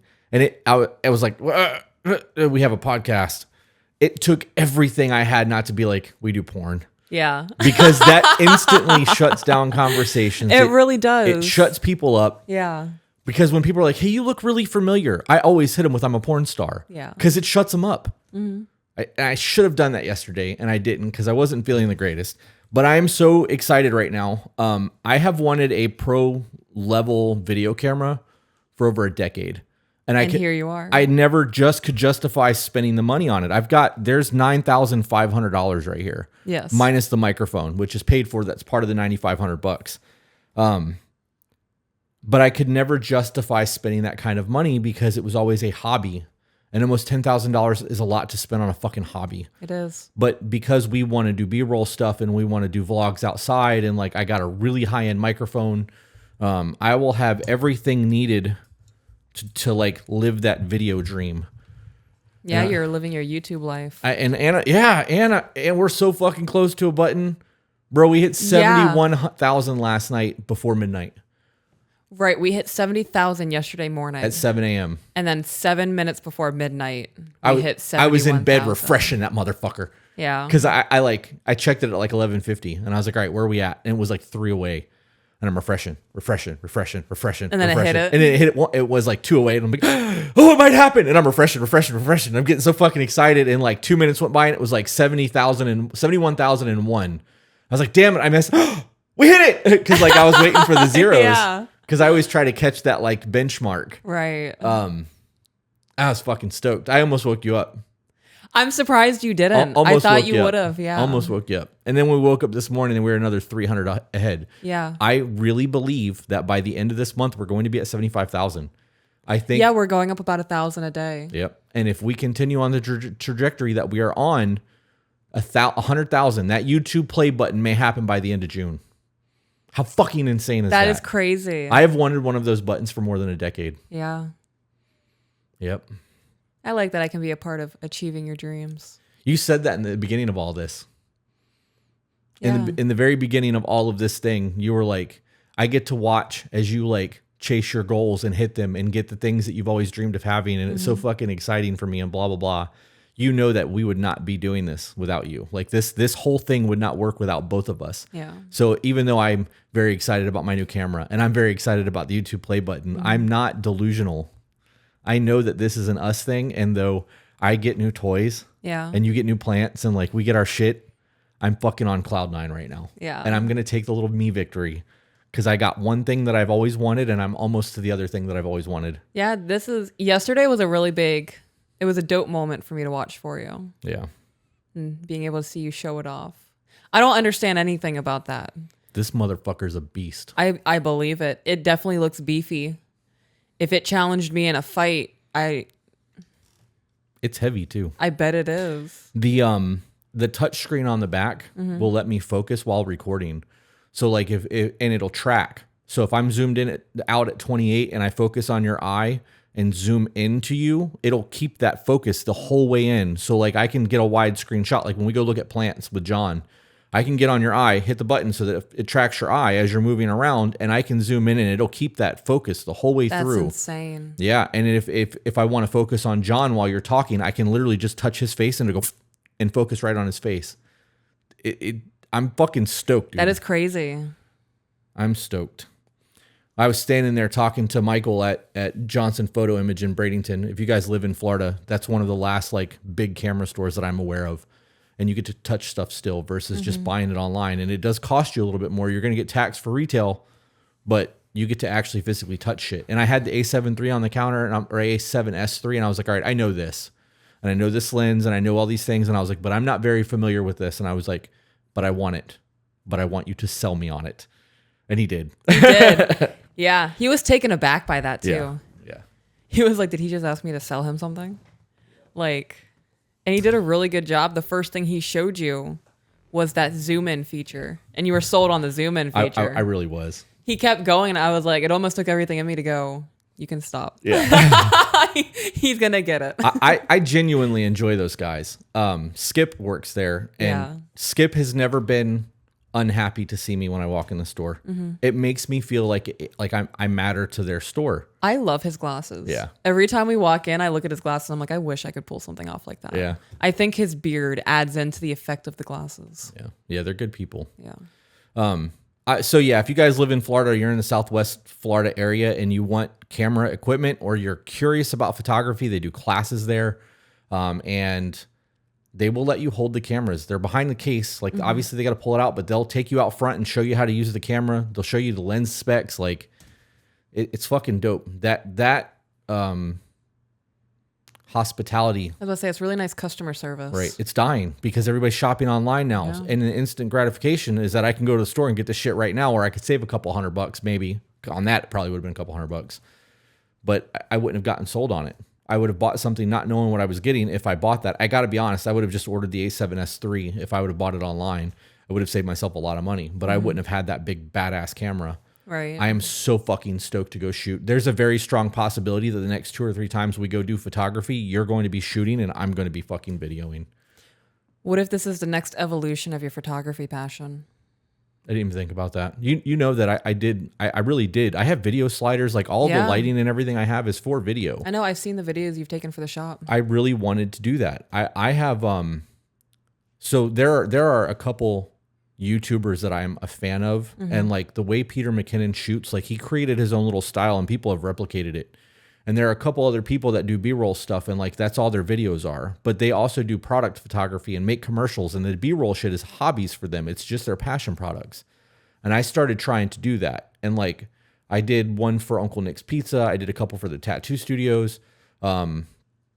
The guy that did your concealed weapons permit class, I was supposed to do video for them. He's reached out to me a couple times, wanted me to go out there. And I'm like, dude, I just don't have the time to do it anymore because of everything that we've got going on. I may be like, yo, I just bought a new camera and I need like practice. Let's go to the gun range.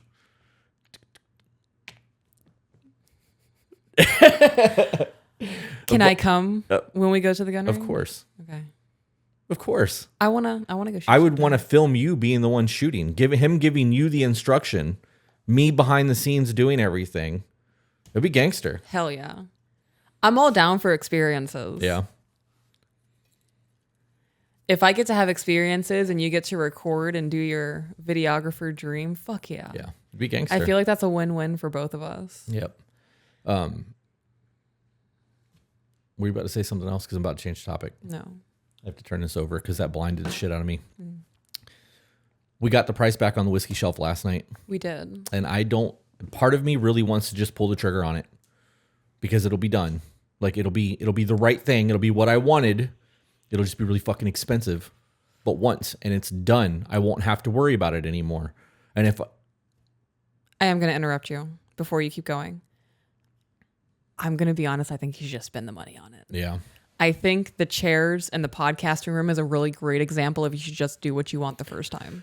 And that's where I was about to go with that. Yeah. I know that if I go the cheap route and buy the toolboxes and build the shelves and do it the inexpensive route, you're going to hate it. 5 or 6 months, I'm going to end up doing the whiskey room the way I want it, and I need to just pull the trigger on it. Yeah. I just don't want to fucking spend the money, especially after yesterday because... Right. However, You gave me a $10,000 limit yesterday. I did. And I went under it. You did. But I wanted to go 15. Correct. And I didn't. So with what I spent yesterday. You're going to bargain a little bit. You're negotiating. No, I'm explaining. You're rationalizing. No, I'm explaining. Yeah. We know that whiskey shelf's going to be about $8,400. Just a shelf, correct. Without the TV in the fridge. Yes. I spent $7,800 on the camera. Correct. All the other shit I had to buy after the fact. That Right. doesn't count towards the $10,000 because that's Amazon spending, not camera store spending.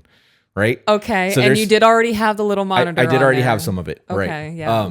So we'll call it $7,800 because we Okay. actually spent at the store yesterday. I did see the receipt. That is what it said. If we spend $8,500 on the whiskey thing, we're right at that $15,000 mark, right at the roughly $15,000 that I mark. was going to spend. Roughly. It's a little over, but it's roughly. I don't fucking know what to do, man. I really think I'm going to just tell Adam to do it because it makes sense to do it once and be done with it and have it the Right. way I want it than to spend the money twice. So logically, being your wife and observing you and how you live life, spend the money. Yeah. Yes. I would rather you spend the almost $9,000 now to get that done versus $7,000 now because you save a little bit of money and in 3 months you fucking hate it and then go, I should have just spent the money and have Adam do it. Yeah. And then spend the $9,000 on top of the setup that you already have that now we have to figure out how to move out of the house. Who's going to take it? Yeah. You need to lower your microphone down a little bit. You keep Yeah. moving it up.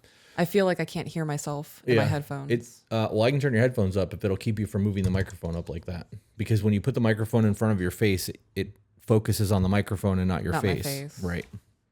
People want to see your face, not the microphone anyways. So also with Adam, it's 2 weeks build time and 2 weeks before he can start on it. So it'd be a month before we got the shelf. I actually Oh my know what? gosh. I'm just gonna message him and tell him. Yeah, tell him to do it. We're going to have next month's money by then. Yeah.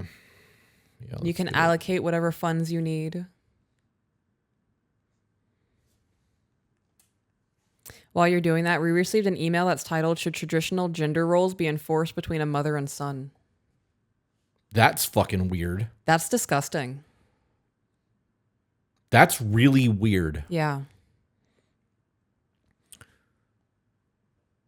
That could just be the phrasing, but that's weird. If it's I'm going to teach my son how to be a gentleman and have him do man stuff around the house and we're going to have pink jobs, blue jobs as So we he live. learns. So he learns. That's a different conversation. Right. If it's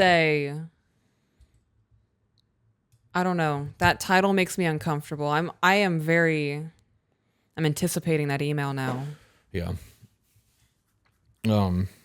So we're at like an hour and 45 minutes yesterday before edits. So we'll call it an hour and a half. We didn't finish the last email that we read. So let's finish that email. We'll do one more and then stop because we started on the live streams last night taking super chats and we have another email we have to read afterwards, which will be a standalone. That I have to edit today too. Because Okay. I told that chick it would be up today.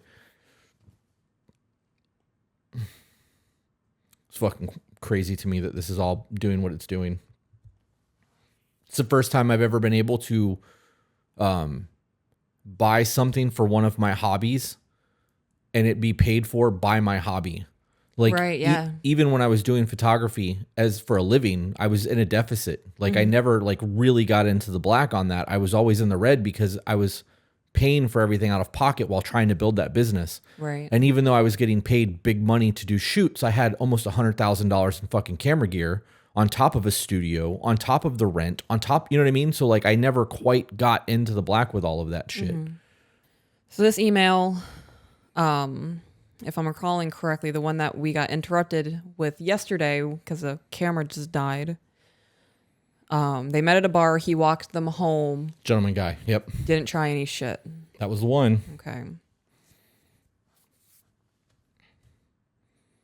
Walked the friend home. From then, we've spoken every day and communication-wise. This is the best it's ever been.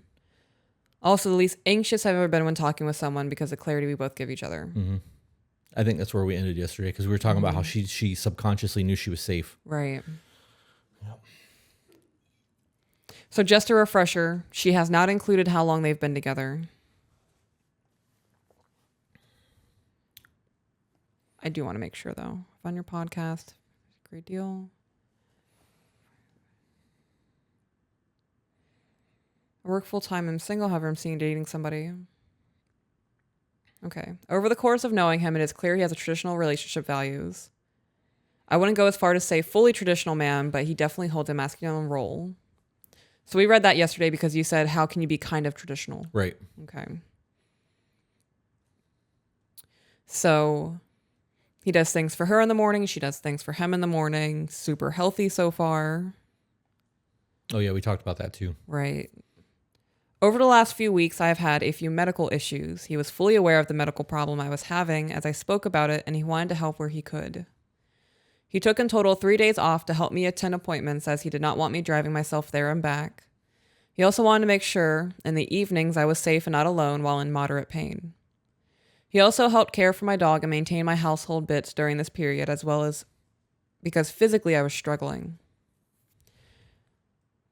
All of this is great. Yeah, he sounds like a good dude. Yeah. There was one evening I had to go to the hospital. I called him. Not for him to attend with me because I knew he was going away the next morning to visit friends up north, but because it's the NHS. I knew I would be there a while, so if on his way in the morning he could go to mine and let my dog out, etc. He dropped everything and got me to the hospital. He stayed with me and visited my home for the dog as we were there for 9 hours. And he pushed for further tests to be done as he could see the level of pain that I was in. He delayed his trip by 1 day, again to stay with me and help. He was going to cancel as a whole, but I insisted that he went. That's what making your partner a priority looks like, ladies and gentlemen. I was just thinking, they're literally dating. They're showing seeing you. each other. Yep. But he's showing you who he is. And he's making this woman more of a priority than some people do when they've been married for 10 or 15 years. Yep.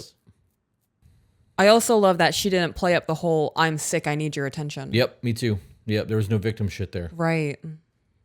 Like, kudos to both of you. So far, this is absolutely fantastic.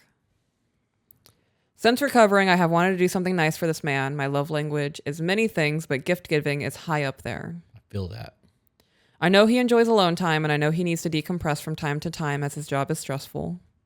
So I bought him a spa day with full body massage and led meditation sessions. It ticks every box in my opinion, as I know it's something he enjoys. He is struggling with the ability to take this from me. I asked him why, and he said when he wants something, he simply goes and gets it. That sounds familiar. That's literally you. So. Camera. Whiskey wall. Yes. Mercedes. That's coming. You know that's coming. If we hit it in June, by the end of June, I'm going to have that Mercedes by July. Yeah. Makes my nipples hard thinking about it. Fucking dream car. Actually, I know I keep saying that, but I don't know if I'm going to actually buy the car or not. No.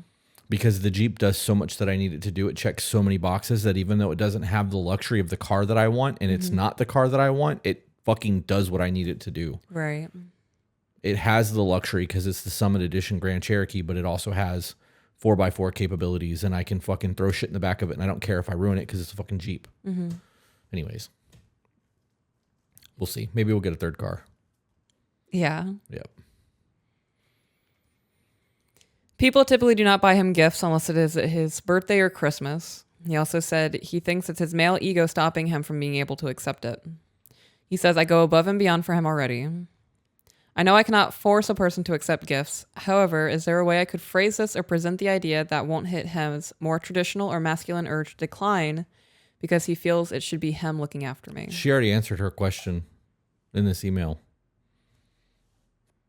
She stated to us her love language is gift giving. Right. That's her main her main love language. Right. I mean, outward receiving, like outward doing. Hers is giving. Right. One of hers is giving gifts. Is like that's how she shows love and affection. Love. Right. So she needs to explain that to him as such. This Right. is one of the ways that I can show you I love you, and I'm comfortable, or that I appreciate you. Maybe they're not in love yet, but Right. that's the explanation. Yeah, I would definitely phrase it that way. I would also recommend looking into his love languages. Right. And incorporating it in some way. If his is quality time, Then go to the spa with that motherfucker. then go to the spa with him. That would be my Right. yeah. That's how I would present a gift to you. If I was somebody who would express love by gift giving, I would say, you and I are going to Vegas for the week. I bought us a week package. You get to pick out the hotel wherever you want it to go. Or I would just say, let's allot $20,000 and go to Vegas. Starting to feel like my love language might be receiving gifts to Vegas. Yeah. Well, the gift in that is quality time with me. Right. Well, I'm going to get that anyways. Right. I get that daily. But the idea of us going to Vegas is very appealing to me, especially with my big ass camera. I would love to go to Vegas. Death Valley. I want all to kinds get of cool shit. It's happening. Stupid stoned. And you can out there. I know. I really want to. Because of the medical cards, we don't have to wait in line. Like, I want to get stoned to the point I was on the couch. Not like this, like not able to function, but I want to have like a mind stoned where I can walk around in Death Valley and take a bunch of photos, watch the sunset, and then look at the stars while laying in the dirt with you. Yeah. We're going to have to bring a blanket, though. Yeah, it gets hot as fuck out there. Like, even at nighttime, it's over 100 degrees. I love At least it was when I was there. It felt like I was standing in an oven. I hated it.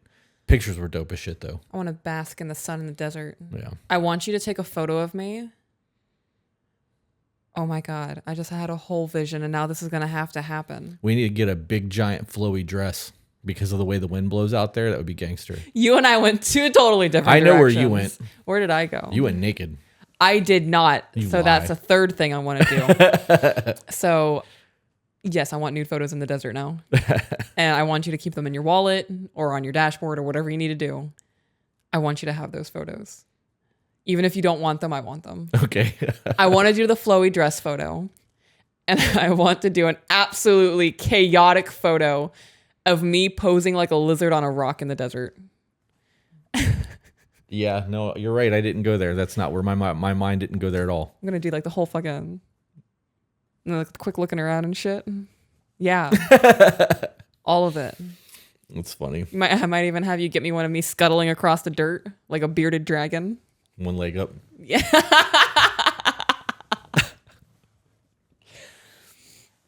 You're over there thinking about like very elegant. Yeah, my brain's full photography mode. Fantastic photos of You're me like, looking oh, a like heat a rock. goddess. Yes, and I'm out here trying to look like a fucking chameleon gecko thing in the desert.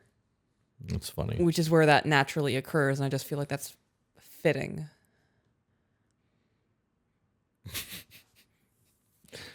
I want all of them to happen, please.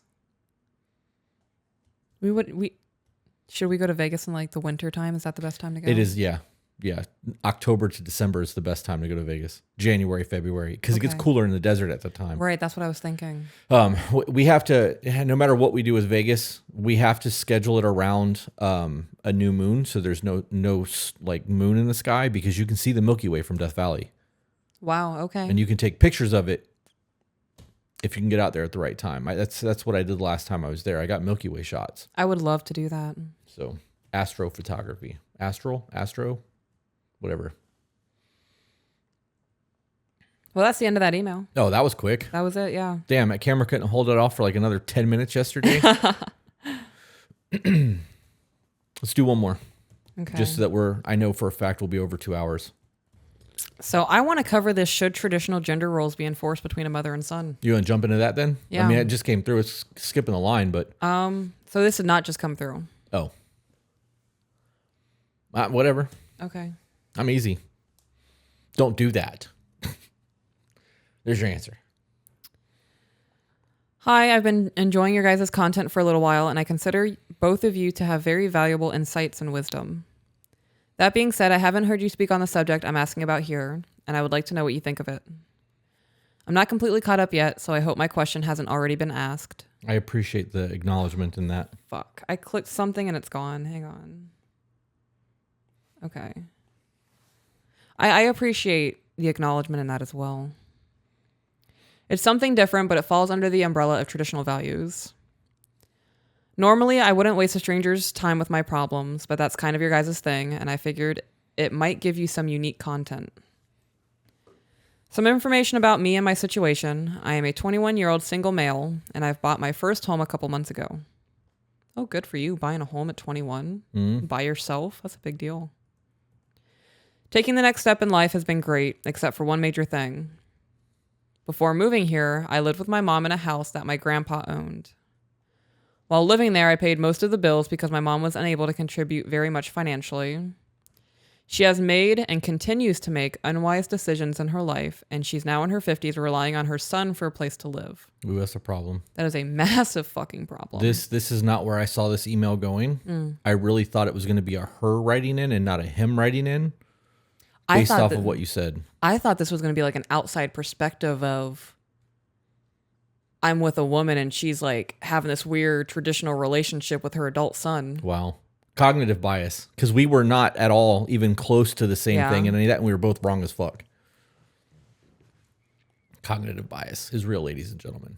I really couldn't imagine a woman writing in about her own situation saying, is it wrong to enforce a traditional relationship between a mom and a son?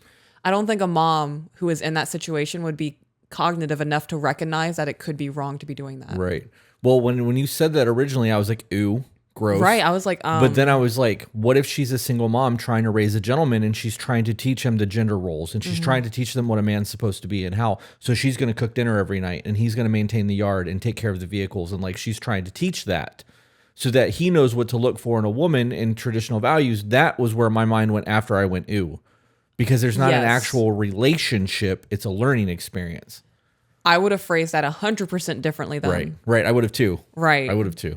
But again, cognitive bias, because we got a small fraction of a sentence and we were trying to figure it all out. Huh. Well, now that I'm really thinking about it, should traditional gender roles be enforced between a mother and a son? Because when our son's here, son, take out the trash. Yeah, he opens doors for you. He's supposed to be a protector. That's kids. That's how kids learn. Right. And with men not being present in the home, not present in the home the way that they should be, because sometimes they're there not fucking present. Right. It's up to the mom to do those things. And sometimes it's up to the dad to teach the woman things because sometimes the mom's not in the picture. Right. We have a really fucked up living situation in the United States. Divorce rates are higher than they've ever been. A lot of kids are being raised in single parent households and it fucks the children up because you've got one person trying to do the job of two. And though people will do the best they can, that's not enough. It's really not. We fuck up kids having two parents in the home most of the time. So it's going to be even worse when there's only one parent. So having the one parent trying to teach those behavioral traits is important. And that's not to say that your children are going to hate you. No. That just means you certainly did do your best. Yeah. A woman will never fill the shoes of a man in a son's life. Right. So in that aspect, you will never be enough in that masculine role as a woman for a son. Right. And regardless, children are going to grow up fucked up. Something is going to happen in their childhood that is going to alter their life. Yep. No matter what you do as a parent, there are certain things that you just can't prevent from happening. Yep.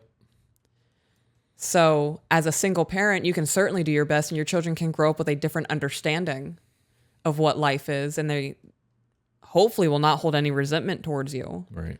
They'll just have a different understanding. And you're going to have to accept that there will be shortcomings in their childhood, especially from you as a parent.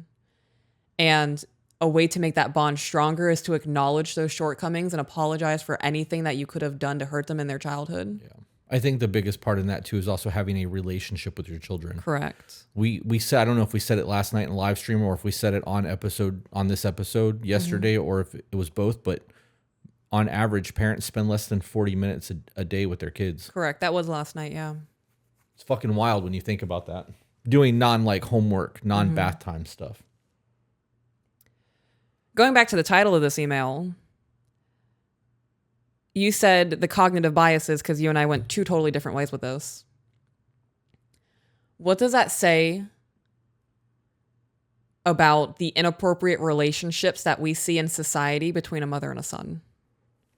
That's where my mind went to. I've seen that so frequently in today's society that's what my mind jumped to. Right. Well, and we get emails from people like that. Oh, yeah. And you can clearly tell, like that one where the rich family, there was that relationship mom was between acting mom like a and jealous son. girlfriend. Yes, dude. Yes. A petty, jealous girlfriend.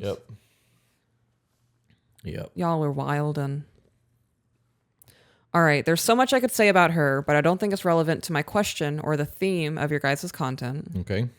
I'll include it anyways if you guys would like to cover it in a separate topic, but you can skip it if/when you read this. Just skip it.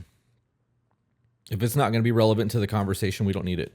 So I would say this is relevant. Oh, okay. Well, then don't skip it. So to put it bluntly, she's unintelligent, lazy, stubborn, and very difficult to have a relationship with because of all of these things and more. I hate to speak negatively of her like that because she's never been abusive or anything like that to me or my 4 sisters. She isn't necessarily a bad person, but the way she's lived her life has caused everyone to leave her. She's the problem. Yes, she is. It sounds like she's in the throes of self-destructive behavior. You know, there's a difference between talking shit and talking truth. There is definitely a difference between talking shit and talking truth. There is. There is also a difference between speaking the truth and just being an asshole to hurt feelings. That. There is also a difference between that. My parents are separated, and all of my sisters have moved away and more or less cut her off. Since I'm the youngest, I was the last to leave, and thus I got stuck with taking care of her. She did work, but she always spent all of her money on junk she doesn't need. I've tried teaching her to be frugal, but she doesn't listen.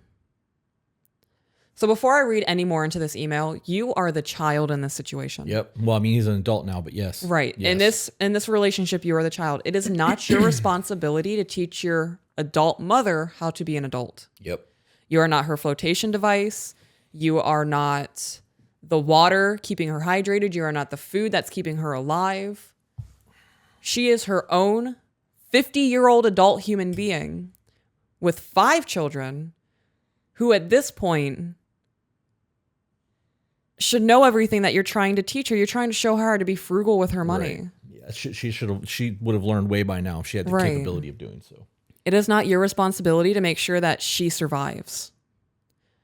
If I were in this situation and all of my siblings have already cut this person off and nothing is working and she doesn't want to listen and she wants to be the victim and she wants to mooch and she's playing that, well, I'm your mom. I took care of you. It's your time to take care of me. That's not how that works. No. You're 50 years old. You're able-bodied. Go and get a job. If I understand rent's expensive right now, it's kind of hard to have a one income and afford a place to live. If you would like to live with me, you're going to pay half the rent. You're going to buy all of your own groceries. You're going to have your own cell phone bill. If you don't have a car, you're fucking Ubering, so you have to budget yourself on that until you can afford a car. I don't believe that we owe our parents anything. This is going to be controversial as shit. Right. I don't. They chose to spread their legs or lay down with somebody, depending on the parent, and decided to procreate. Correct. We didn't ask for any of this.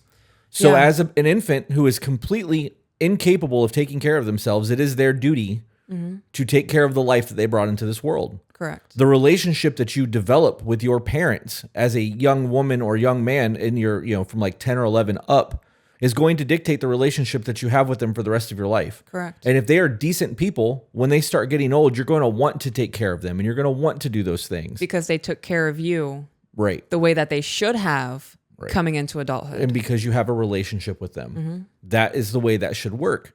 You don't fucking owe them anything. No. The only ownership or the only debt that is owed between a parent and a child is the security in raising that child until it's an adult. That's it. That's as far as I'm concerned. That's it. My parents don't owe me shit other than getting me out of the house into adulthood. Yes. My plans with the children, they're young now. Yeah. They're going to be adults one day. My job is to prepare them for the world. I am not your problem solver. Right. When you're an adult and you're 18 and you move out and you go to college, you live in a dorm, whatever you're doing, you get a place with your friends. Do not call me about every little issue you have in your life. Yeah. Right. If you want to call and talk to me about your life, Right, and just certainly. fill me in, absolutely. But if you want to call and complain constantly and just try to get me to fix your problem, it's a different problem, Right. a different scenario. I don't remember why I got into this tangent. What did you say before this? That it's not our responsibility to take care of our parents. Correct. Yes. So once my children reach adulthood, you need to figure out being an adult. Yep. I will be here. I will help guide you. I'll be like the little bumpers on the bowling alley lane, right? If you need those bumpers by the time you're in your 40s, there's a problem. Yeah. If you need those bumpers from your child in your 50s, there's a problem. I'm trying to figure out how I want to articulate this. There's so much going on in my mind. Okay, it's a long fucking tangent. My thoughts are all over the place. My point in all of that is, as adults who have children, we become parents. And as you said, it is our job to get them into adulthood. Mm-hmm. Past that point, that child owes us absolutely nothing. Right. I agree. That was my whole point. And at that point, once you're an established adult and you are spending your money the way that you are spending your money, it is not my job as your parent to float you financially. Right. I agree with that. Right. You're an adult now. Yes. My mind went two different ways with that. That the one about parenting once the child is an adult is kind of off topic, but it ties in my mind when it comes into that relationship of, I'm your mom, you need to take care of me.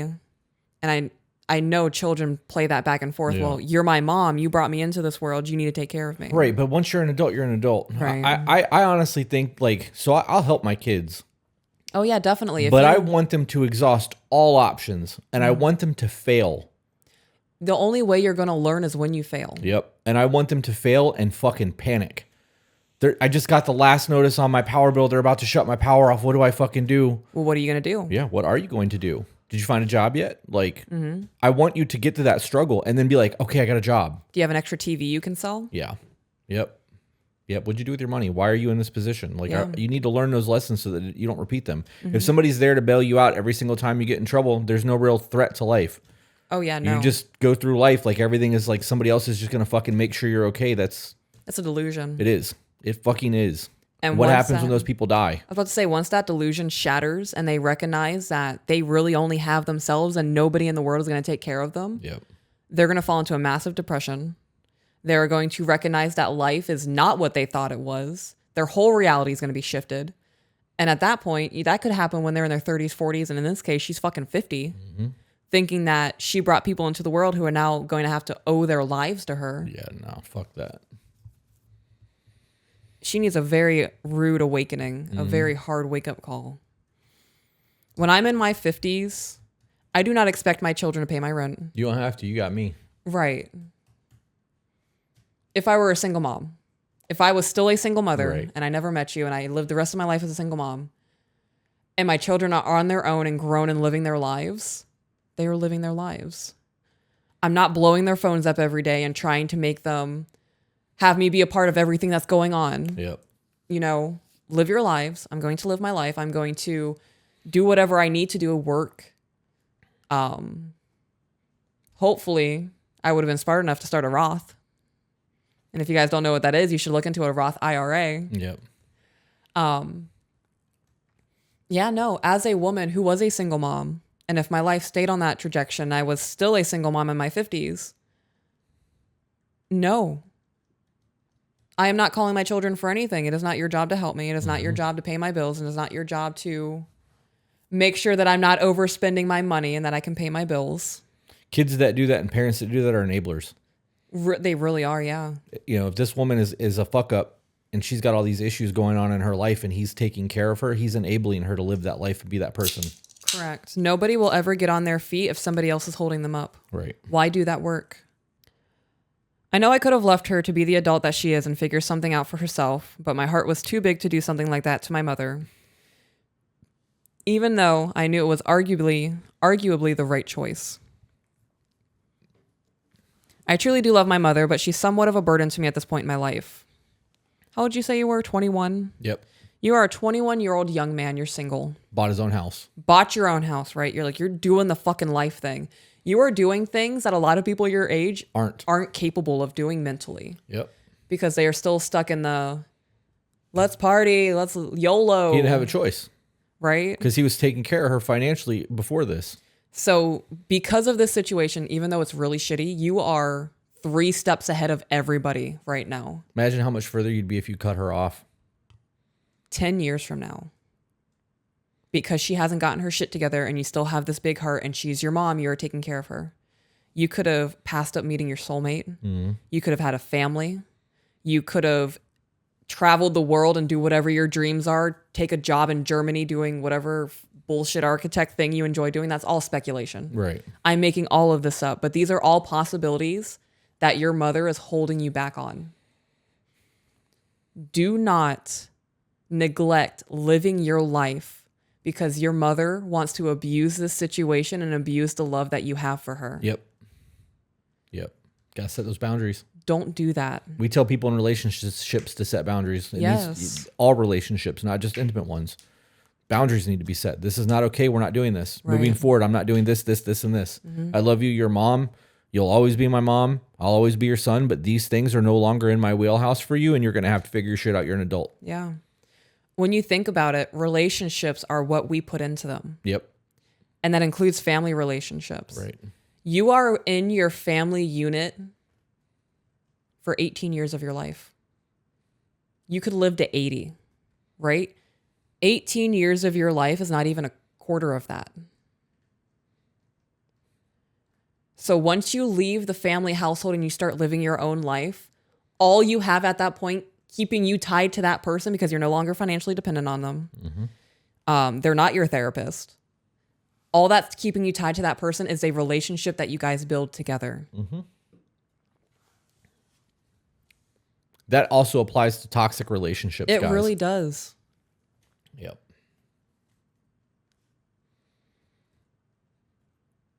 I would not accept this situation. I understand she's mom. At what point do you respect yourself enough to turn away her disrespect towards you? Yeah. I'm not. I know that you're not actually asking me that. You're stating it. Right. I wouldn't. I'm not that guy. No. Blood doesn't mean fucking anything to me. Right. The way that people treat me and like that means way more to me than DNA bonds. Yep. And we've said this a lot on this podcast. I wouldn't tolerate that shit. I would lay the law of the land down. Like, I'm an adult now. This is my life. This is what I will or will not accept from people in my life. You either need to get on board or fucking jump ship, because I'm not doing this. Yeah.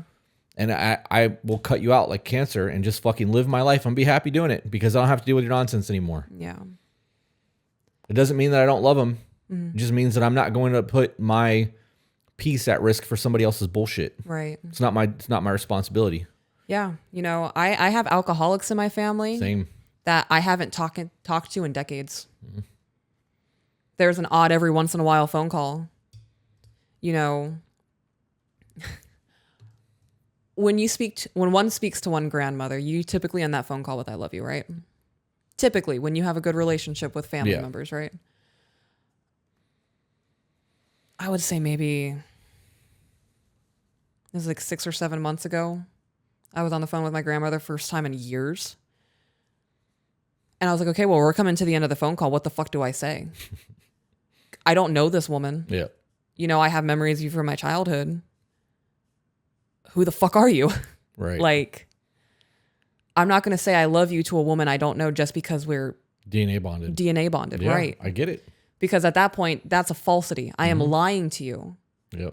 I'm just saying that to placate whatever family obligation that I have. I don't know. When you really sit down and think about what family means to you and the things that you let family get away with that you would never let anybody in your life ever get away with doing, it's mind-boggling. Yeah. You know, a lot of people would be offended that I didn't tell my grandma I love her on the phone. I don't see anything wrong with it. You don't know her. Right. You know. I'm your third cousin twice removed. Let me borrow $1,000. No. When the relationship's not there and it's just purely a fucking headache all the time, and that person calls your phone and you go, what the fuck is it this time? Yep. How much money are they going to ask me for this time? What do they need this time? What do they need? I'm good. That's not a healthy relationship. That's not a loving relationship. That is a obligation. Yep. I'm good on all that. Samesies. Samesies. Okay. I truly do love her as my mother, but she is somewhat of a burden to me at this point in my life. Also, I struggle to have a meaningful relationship with her because she's pretty much my opposite. As narcissistic as it sounds, I consider myself to be quite smart, and I find it difficult to interact with people who aren't. Why does that make you a narcissist? Because that's what society says. When you think that you are on a higher grade level than somebody else in life, you're narcissistic because you're full of yourself. So if you have self-worth. You're narcissistic. No, well then fuck it. I'm a narcissist. Shit, if people want to label me as a narcissist too, I get it, because there are some people I just refuse to have a fucking conversation with because you are not on my IQ level, and speaking to you is painful for me. Mm-hmm. I'm not going to disrupt my peace for other people. I'm just not. I am okay with that. You can call that narcissistic. You could say it's egotistical. Say whatever you want. Whatever you want to say, just know that my life is peaceful as fuck because I have that standard. Right. And you'll be saying it from over there Right. because I'm not going to be interacting with you. Have at it. Say whatever the fuck you want. I can't hear you. It's crazy. Like, I am good. I'm going to sit back here and sip on my boba tea and do my plant shit. Yep. Vibe into whatever Backstreet Boys song I'm listening to while you guys go over there and deal with your chaos. Yeah. I carry a lot of guilt about the lack of relationship that she and I have. I often feel like I'm a bad son and that I will regret not making more of an effort when she's gone. I get that. That sounds like manipulation to me. That sounds like you've been taught that behavior. You've heard that enough that you believe that shit. Correct. I do agree with that. You are not a bad son. You are putting yourself in very uncomfortable positions to make sure that your mother has some type of quality of life. Right. And it's the mother that should be doing that for the son. Correct. A relationship works both ways. Right. She is doing absolutely nothing to positively contribute to a healthy, productive relationship with her son. Right. And that should have been done while he was still a minor. Correct. Which is what, clearly, Yes. obviously we cleared that. But if I don't say that, somebody be like, well, that's not what you said 5 minutes ago. It is something that she should have done in childhood. Right. Everybody fucks up though. Yep. Sometimes it takes people until they're in their 50s to pull their head out of their ass. And sometimes it takes people not enabling them anymore for them to do that. Correct. And even then, once she apologizes, if somebody recognizes their actions and apologizes and actively makes change, you are in no way obligated to keep that person in your life at that point. Yep. People make mistakes. You can forgive them. You can be cordial, but there you can put that boundary of, I put up with your shit for so long and you put me through so much hell and you've made my life so miserable. It's too little too late. I can accept your apology and I can recognize that you have put in the work and you have changed who you are as a person. I am proud of you for doing that as a human being. I don't want you in my life. Yep. You're not failing as a son. You're going above and beyond as a son. You're doing what a son should do for a parent who is present and is active and is productive and is doing everything that they should do. This is what a dedicated son does. Yeah. This is a woman who does not deserve that. If she was putting in the work and she was working and she's contributing and she is making budgets and she's showing that she's spending her money wisely, I can see how this would be. I would advocate for this. Like, she's struggling. You stepped as a son when you didn't have to. And you're guiding her as a mentor should, when in reality, it should be the other way around. Right. And then in a year, she should be off on her own and you guys can have an amazing relationship. That's not what the situation is. Right. I really want it to be clear that this dude is not a bad son. I've harbored guilt like that. You know, I've had rocky relationships within my family with certain family members, and I have harbored that I'm a bad family member. I'm a bad sister. I'm a bad daughter. I'm a bad niece, cousin, aunt, whatever you want to label it as. When you go above and beyond and you're putting in all of your energy and you're having mental breakdowns and you're at your wit's end and you can't give any more, and it's still not enough for that person, that's not a reflection on you of being a bad son. That is somebody who they're recognizing they can no longer take from you, and they're bashing you because you're not providing for them what they're getting from you. It's like taking drugs away from an addict. They're going to get angry and spiteful and go into fight or flight mode, and they're going to fight until they can get whatever hit that they need to feel better. Don't call yourself a bad person because somebody else's shitty actions is affecting your life in a negative way. That bothers me. It bothers me that people manipulate a situation like that. Same. But part of me feels like there's no point in trying because I know she won't retain any of the conversations that we've had and things like that. A final point, I do show her I care through maternal means. I often buy her expensive things that she mentions wanting, such as various electronics, weight loss supplements, and a pair of guinea pigs. Not to mention a roof over her head. She often tells people about how much she has a great son, how she has such a great son, and how she appreciates all the things I do for her. And doing these things lessens the guilt I mentioned earlier. Anyways, on to my question.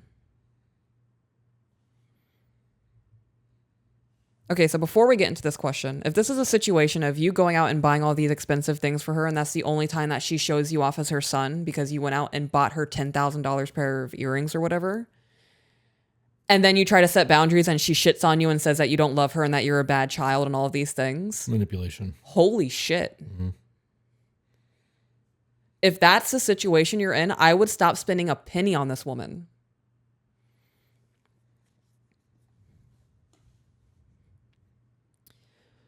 So since she's living with me, and since I've been following your guys' content, I have come up with this question. Can/should traditional values be applied to my situation? Yes. As in, should I enforce the gender roles of a traditional household, or should I take responsibility for everything since it's my home? Nope. As it is now, I take care of the trash and finances while she stays home and does the cleaning, the cooking, and laundry. She's been out of work for medical reasons, but she's going back soon. So there's already sort of that traditional dynamic going on, but that's the thing that she... Were you going to say something? It's an ebb and flow. Right. If she's going to live in your house and live there rent-free, she should be helping. Mm-hmm. I don't even understand why this is even a question. Yeah. I gotta be honest, I would expect a spotless fucking house. Oh, yeah. Definitely. What'd you do today, Mom? Oh, I watched Judge Judy all day. Oh, you didn't clean? You didn't make dinner? You haven't done any laundry? You literally just sat on the couch all day and did absolutely nothing, huh? Did you look for a job? No? Oh, man, this is gonna suck for you in a week when you don't have a place to fucking live because you're not doing shit around here and you're not helping me. Mm-hmm. So there's already sort of that traditional dynamic going on. But the thing is, she only does these things when she feels like it, and it's rare that she does more than a halfway decent job at anything. I find myself wiping the counters and loading the dishwasher several times a week because she neglects to take care of it. I haven't directly laid out expectations, but before we moved in, she insisted that she would do the cooking and cleaning as a condition for her to live in my house. She did that on her own. I never implied she needed to, but I definitely wouldn't want her living here without contributing, at least in those ways. Should I tell her she needs to do a better job? Yes. Or is it really my responsibility to do these things as a homeowner? No, well, yeah. So if you want to be the homeowner, kick her ass the fuck out. Yeah. If you know how much cleaner your house would be if it was just you there? Right. I mean, you're working. You're cleaning up after yourself. Your house would be fucking clean. Right. In this situation, if you decide to keep her living in your household, I would definitely sit down and say, look, this is what you told me you would do when you moved in. Set the boundaries. And you're not doing it. And I'm recognizing that I did not lay out expectations for you before you moved in. So over the last few weeks, this is what I've decided. For you to live here, this is what needs to be done. Right. Set the boundaries and then fucking make sure that they're adhered to. Right. Don't let her overstep. Don't let her fall behind. Don't let her make excuses. And I would also say, if these are not met, you're going to have to start looking for another place to live. Yep. Not at all where I thought that email was going to go. Me either. And then if she starts hitting you with, well, I have nowhere else to go. That's you problem. Start cleaning. Well, if these expectations are not adhered to, you need to start finding somewhere else to live. Yep. But you're my son and you need to take care of me. These are the expectations. If they are not adhered to, you need to find a new place to live. That's the only thing I would reply to her with. For 18 years of my life, I lived under your roof, right? And I followed your rules. You're now living under my roof, and you're going to follow my rules. And if you're not okay with that, I'll open the door for you. Right. Mm-hmm. Simple as that. Right. Any argument, any shitty thing she says, anything that she attacks you with where you feel you need to defend yourself on, my only response would be, this is what needs to happen, or you need to find a new place to live. Yep. I would be a broken fucking record. And any conversation after that, where she tries to negotiate, same fucking answer. I told you yesterday, and I'll keep fucking saying it. I'll buy a recorder for you and put it in a teddy bear. And squeeze its belly. So anytime you want to ask a question, give the little teddy bear a squeeze. Because my answer is not going to fucking change. Yep. I'm getting aggressive. I need to relax a little bit. You are a little aggressive. I don't do well with moochers and lazy people. I don't either. And I really don't do well with parental figures in a parental role taking advantage of that situation. Yep. Unacceptable. Manipulation. I've said it before and I'll say it again. I have a very high standard of what a parent is. And y'all get away with a lot of bullshit out there. A lot of bullshit. And you wonder why children grow up and have kids of their own and say, I could never understand how my parents allowed this to happen. Yep.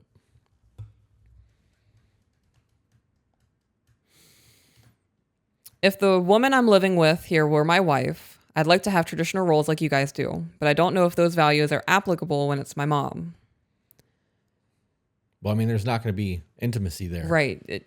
But having somebody follow those guidelines while you're living there, it wouldn't matter if it was a guy or a woman. Right. You're living here rent-free. Yeah. Take care of the fucking household. Yeah, and if you can't do that, find another place to live. You're Correct. not going to just get away with me fucking taking care of everything. I don't give a fuck who you are. And perspective, right? I watched an episode of Dr. Phil earlier this morning, and it was specifically about this. This person was in her 60s. She was 68, living at home with her parents, not paying rent, nothing. And their biggest concern was, well, if we kick her out, she's going to be homeless. She's already homeless. She's just in your home. Right. So if she throws that in your face of, well, I'm going to be homeless if you kick me out and I don't meet these expectations. Mom, you're already homeless. You're living in my home. Yeah. Dude, could you imagine? No, I'm good. There's women's shelters. There's homeless shelters. There are organizations ran by women to specifically help older women who are homeless get into 1-bedroom apartments and 1-bedroom homes or hotel rooms or whatever they need. There are resources for her. And if after the conversation of laying out the expectations, she's still slacking, I would say this is going to be your one warning. I've noticed that you have been on top of shit and I've been positive affirmationing. Like, you're doing great. Mom, you're really killing it. Like, I came home today and shit was spotless. You've been on it. And you've been slacking. And I told you the other day you were slacking and you still haven't gotten back on it. So here are some pamphlets for women's resources. Get it together. Or this is going to be what you have to start looking into. Yep.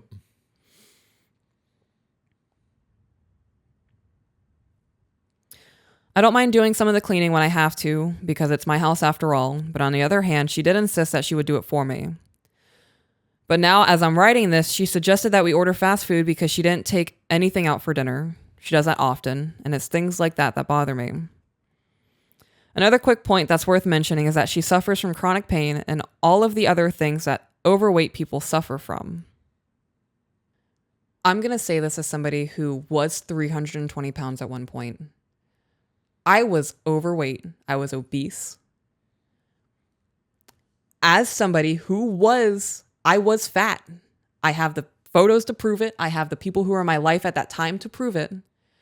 The amount of excuses that I would come up with because I was fat and didn't want to do anything was astronomical. Right. And I would get away with it too because the people in my life were enabling me.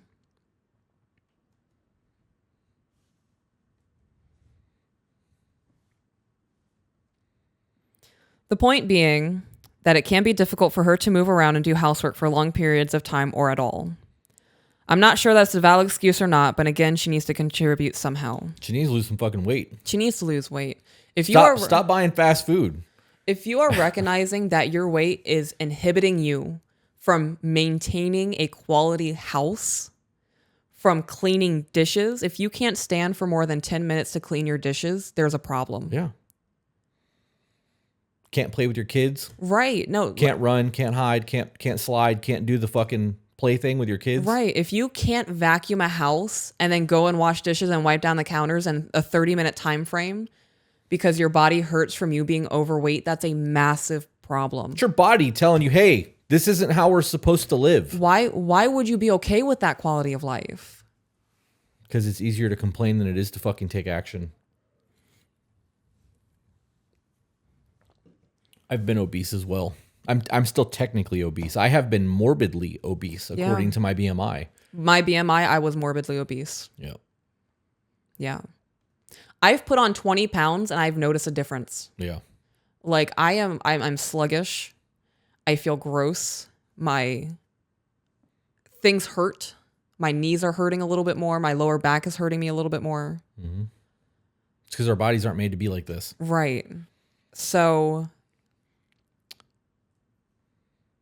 I have certainly cut back on my calories. The last few days I haven't because June 1st I'm hardcore dieting. So I've kind of been having like my little free-for-all before I dedicate myself to losing the 20 pounds.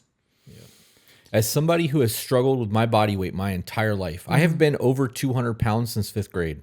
Right. I have never been under 200 pounds since that summer. I have been over 200 pounds since I was in middle school. And up until about a year ago, Right. I have been over 200 The pounds. lowest I got was 202. But I was carrying so much muscle on my frame that there's no fucking way I was getting under 200 pounds unless I like water dieted. Like, right. I have zero empathy for people who are overweight and just choose to be that way. Yeah, me too. And I understand that there are medical conditions, and I have to say this, otherwise people are going to cry in the comments. There are medical conditions that you can't control. Correct. But it does come into calories in versus calories out. You can't get fat without an abundance of calories. And that's going to look different for different people if they have a medical condition. But even with a medical condition, you can fucking lose weight if you choose to do so. Right. With medical conditions, if you are coping with your medical condition by eating cake every day, it's not the medical condition, it's the fact that you're choosing to eat cake every day. The food that you put into your body is fucking medicine too. And if you're eating food-like products and fast food and sugar and all that shit, you have fucking problems. Right. Look at Jordan B. Peterson. Dude went on, he's eating a true carnivore diet. Beef, salt, and water. And he lost 50 pounds in 6 months. When you're eating food that doesn't taste good, you're not eating out of boredom. You're not snacking, you're eating because you're actually fucking hungry. And if you're not if you're not door dashing and you actually have to make the food and you've got to legitimately cook it, am I really hungry enough right now to sit down and cook the food, or am I fucking bored and looking for something to do? Yeah, that's where I've been. Do I just want sugar right now? Because there's Pop-Tarts in there, or I can actually cook something, but those Pop-Tarts are fast. I'm gonna eat them Pop-Tarts. I got no empathy for that shit. And again, I've dealt with fucking being fat my entire life, and I could easily become 400 pounds like that. It would take less than 6 months. I'd blow up like a fucking balloon. So I'm a binge eater. So am I. And I like sugar. Right. I was diagnosed with binge eating disorder. Yeah. There was a point where every night I would have a large pizza from Pizza Hut. I would have chicken nuggets and fries from McDonald's. I would get Taco Bell. And then I would have some sort of dessert. And I would eat all of it. To think that you could eat like that is just wild. I've never seen you eat that way. I would throw up, give myself 10 or 15 minutes, and then continue eating. That's insane. You've seen me binge eat. You've seen me eat past full just because I like the flavor of something, and then I'm fucking miserable afterwards and complaining about it. But I would never, if I ever threw up from eating, there's no way I'd continue eating. No fucking way, dude. Yeah, there was a point I was eating about every 30 to 45 minutes. Nope. I would wake up at night, 2 or 3 o'clock in the morning, go get something to eat, drink some Mountain Dew, and then go back to sleep. That's insane. Yeah. I could very easily slip back into that too. That is something I have to keep in check daily. I couldn't imagine being okay with throwing up. You've seen me throw up once, and I apologized for it. Like, I don't do the vomit thing. Like, when I start getting sick, I'm not okay. You start gagging, and I hear the fear in you. Yeah. Yeah. After my second pregnancy with my daughter, vomiting is nothing to me at this point. Nope, I'm good on that. Yeah. Nope. That night that I got food poisoning and threw up so hard I thought I slipped a disc in my back. I was in fucking pain for days after that shit. Yeah. I'm good. I don't. So back to the email. Yeah. He said, I'm not sure if that's a valid excuse or not. It's not. For everyone that's listening, Discord. I don't like it. We're going to get emails for that. Oh, yes, we are. We're going to get comments. There's going to be people dagging us in Discord saying, listen, fuckers. Yeah, that's funny. It's the only reason why I did it. Since we're doing it, Alexa. Play lip gloss. Oh. You were going to rickroll him I was going to rickroll him, yeah. You paused, though. I think you have to do it quickly. I don't know. As you guys have put it, any input you guys have on this would be appreciated. As I've said before, I really value your guys' wisdom, and hearing back from such inspiring people would be awesome. I'm using your content to make myself a better person before I go and get myself into another relationship. That's smart. I love that. Dude, the path that you're on, the way that you have articulated yourself in this email, how far you are in life already at 21, and the work that you're doing on yourself now, you're going to have the dopest relationship. It might not be the next person you find. You are definitely going to have some stepping stones to get to your person. You're going to have to remember that everything is a learning opportunity. When you are in a relationship that no longer suits you, it's okay to take that suit off. Mm-hmm. You're going to have a really dope life. There are definitely going to be ups and downs, but you're definitely going to have a really dope life. And if that means that you got to kick your mom out, you're going to have to kick your mom out. You're not going to get to the relationship that you want now with a traditional woman, with your mom in that household, the way she's acting. Yep. If your mom lived with you and this is how she acted and you were trying to get me to move in with you. Mm-mm. I wouldn't bring you home. If I lived at home with my mom, I'm not bringing a woman to my house if my mom lives there. Right.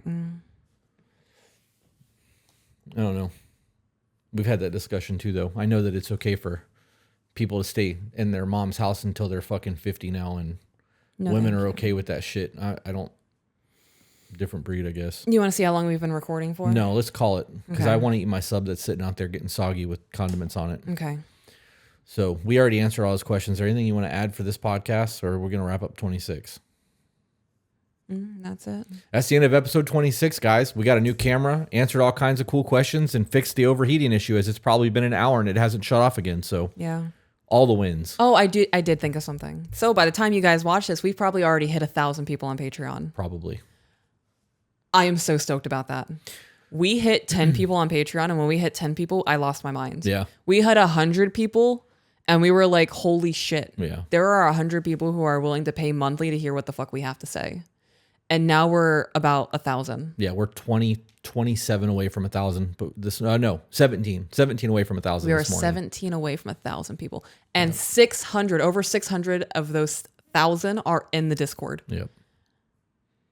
Absolutely insane. Yep. We are going to do a 1-hour giveaway for the 1,000th person on Patreon to do a live chat with Chris and I. Super stoked about that. What would we do if we hit 2,000 people on Patreon? I don't fucking know. Do you think we could hit 2,000 people on Patreon? I think that the sky's the limit. I think that for every 1 or 2 people that fall off, we get 4 or 5 new people. Yeah, And we do get fall off. we do. It's going to happen. People may think there's more value there than there is. People may not realize that $15 a month is literally less than $1 a day. You know, it really comes down to the priority. Maybe they got their questions answered and don't see the value in it anymore. It could be a whole lot of things. The people who are doing the work before sending emails that join Patreon tend to stay there. They do. Yeah. Because they're not looking for us to just fast give them the cheat code. Right. Like, they're looking to better their lives and change their behavioral patterns, and that takes work. Yeah, they're really looking to dedicate themselves to a long-term change. Yep. And that Discord's insane. Yeah. Yeah, if I had to pick between Netflix and our Patreon, I would do just the Patreon. because of the Discord, I would take the Patreon because there's so much value in Discord. I have fun in the Discord too. Yep. And it's also decreased my screen time. Me too. Yeah, I've completely deleted Facebook off my phone. I use the Instagram now purely for the Sinful Images and the To Be Better podcast. I don't even check the Simple Images anymore. No? I just checked the To Be Better podcast, and I started looking at my photography one again because I think that if we're going to really start doing the photography thing, I'm going to actually start. I might actually start trying to do the photography thing again. I think I'm going to wipe my personal Instagram of all of the piercing stuff Yeah, I locked mine. and just do photography. Yeah, I locked my personal Instagram. Though I'm not even gonna say the name of it. I locked it. I've gotten like 800 requests for followers because people are finding that it's me. I'm not doing that. I don't use it anymore. That part of my life is gone. You don't need to see that shit. Like, Yeah. I'm probably going to just delete that Instagram altogether. The Chris Burkett photography I'm going to keep no matter what, because I really do want to showcase my work. I'm proud of my photography. I'm not famous by any means, and I got to be honest, I don't even think I'm that good. But I like to showcase my shit, and I've had people buy prints, and like being able to sell prints means the fucking world to me because it means that I'm decent at what I do. Speaking of prints, I was able to sell one of mine. Someone bought one of my prints. It's dope, right? That was really cool. It was only $20. Doesn't matter. That But- validation and somebody likes your shit enough to hang it in their house is fucking amazing. What was even cooler for me though was that she had this piece of art. A piece of art, like a painting I'm gonna weld that thing. that somebody did. I keep moving it. I know you do. I'm gonna weld it in place so you can't do it anymore. I need something to fuck with. Get your pen. It's not enough for me anymore.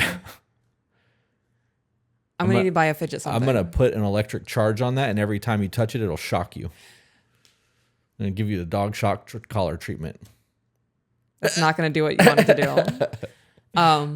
But I had somebody buy my print. She had a painting, a piece of artwork, and she put my print smack in the fucking middle of this painting. The fuckle middle? Yeah. Okay. In the middle of this painting. And that blew me away. Yeah, and it was dope. It looked really dope. The fact that she took one of my photographs and put it as the center focus of this painting was mind-blowing to me. I loved it. Yeah, it was cool. But I think I am going to wipe away all of the piercing work on that Instagram and start using it as my personal upload for photography photos. Because I love editing photos. Yeah. And if that's the case, then just keep the Sinful Images one and just put your photography on there. It's got like almost 5,000 followers on it. Why would you? Because my Instagram account's my Instagram account. Right. You mean you don't want to showcase your work then? I do want to showcase my work. So then just take the Sinful Images one, delete my photos off of it, and keep that one as yours because it's got more followers. Okay. You wouldn't be starting at a less number. My Chris Burkett photography only has like 1,600 followers on it, and I was active on that shit for years. I just never gained traction. Okay, so if you already have the following on an Instagram, just switching it over to strictly yours, just change the name and... My Instagram's up to almost 3,000 followers now, like my personal one. Can we call this? Yeah. All right, guys. It's been fun. Episode 26 is in the book. If you haven't watched the dating and the side piece stuff that we're doing, you need to check that out. And moving forward, we will be going live Wednesdays at 11 a.m. Eastern Standard Time, Thursdays at 7 p.m. Eastern Standard Time, and Sundays at 7 p.m. Eastern Standard Time. We'll be doing live reads, and we talked about all that shit in the beginning of this. So by the time this comes out, that should all be established. And you should be able to find information by the time this comes out on our website, tobebetter.co. Hell yeah. See you guys on the next one. Bye, guys. Well, ladies and gentlemen,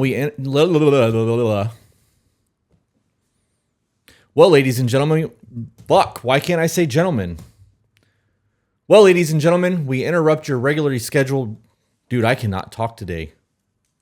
It's the G's.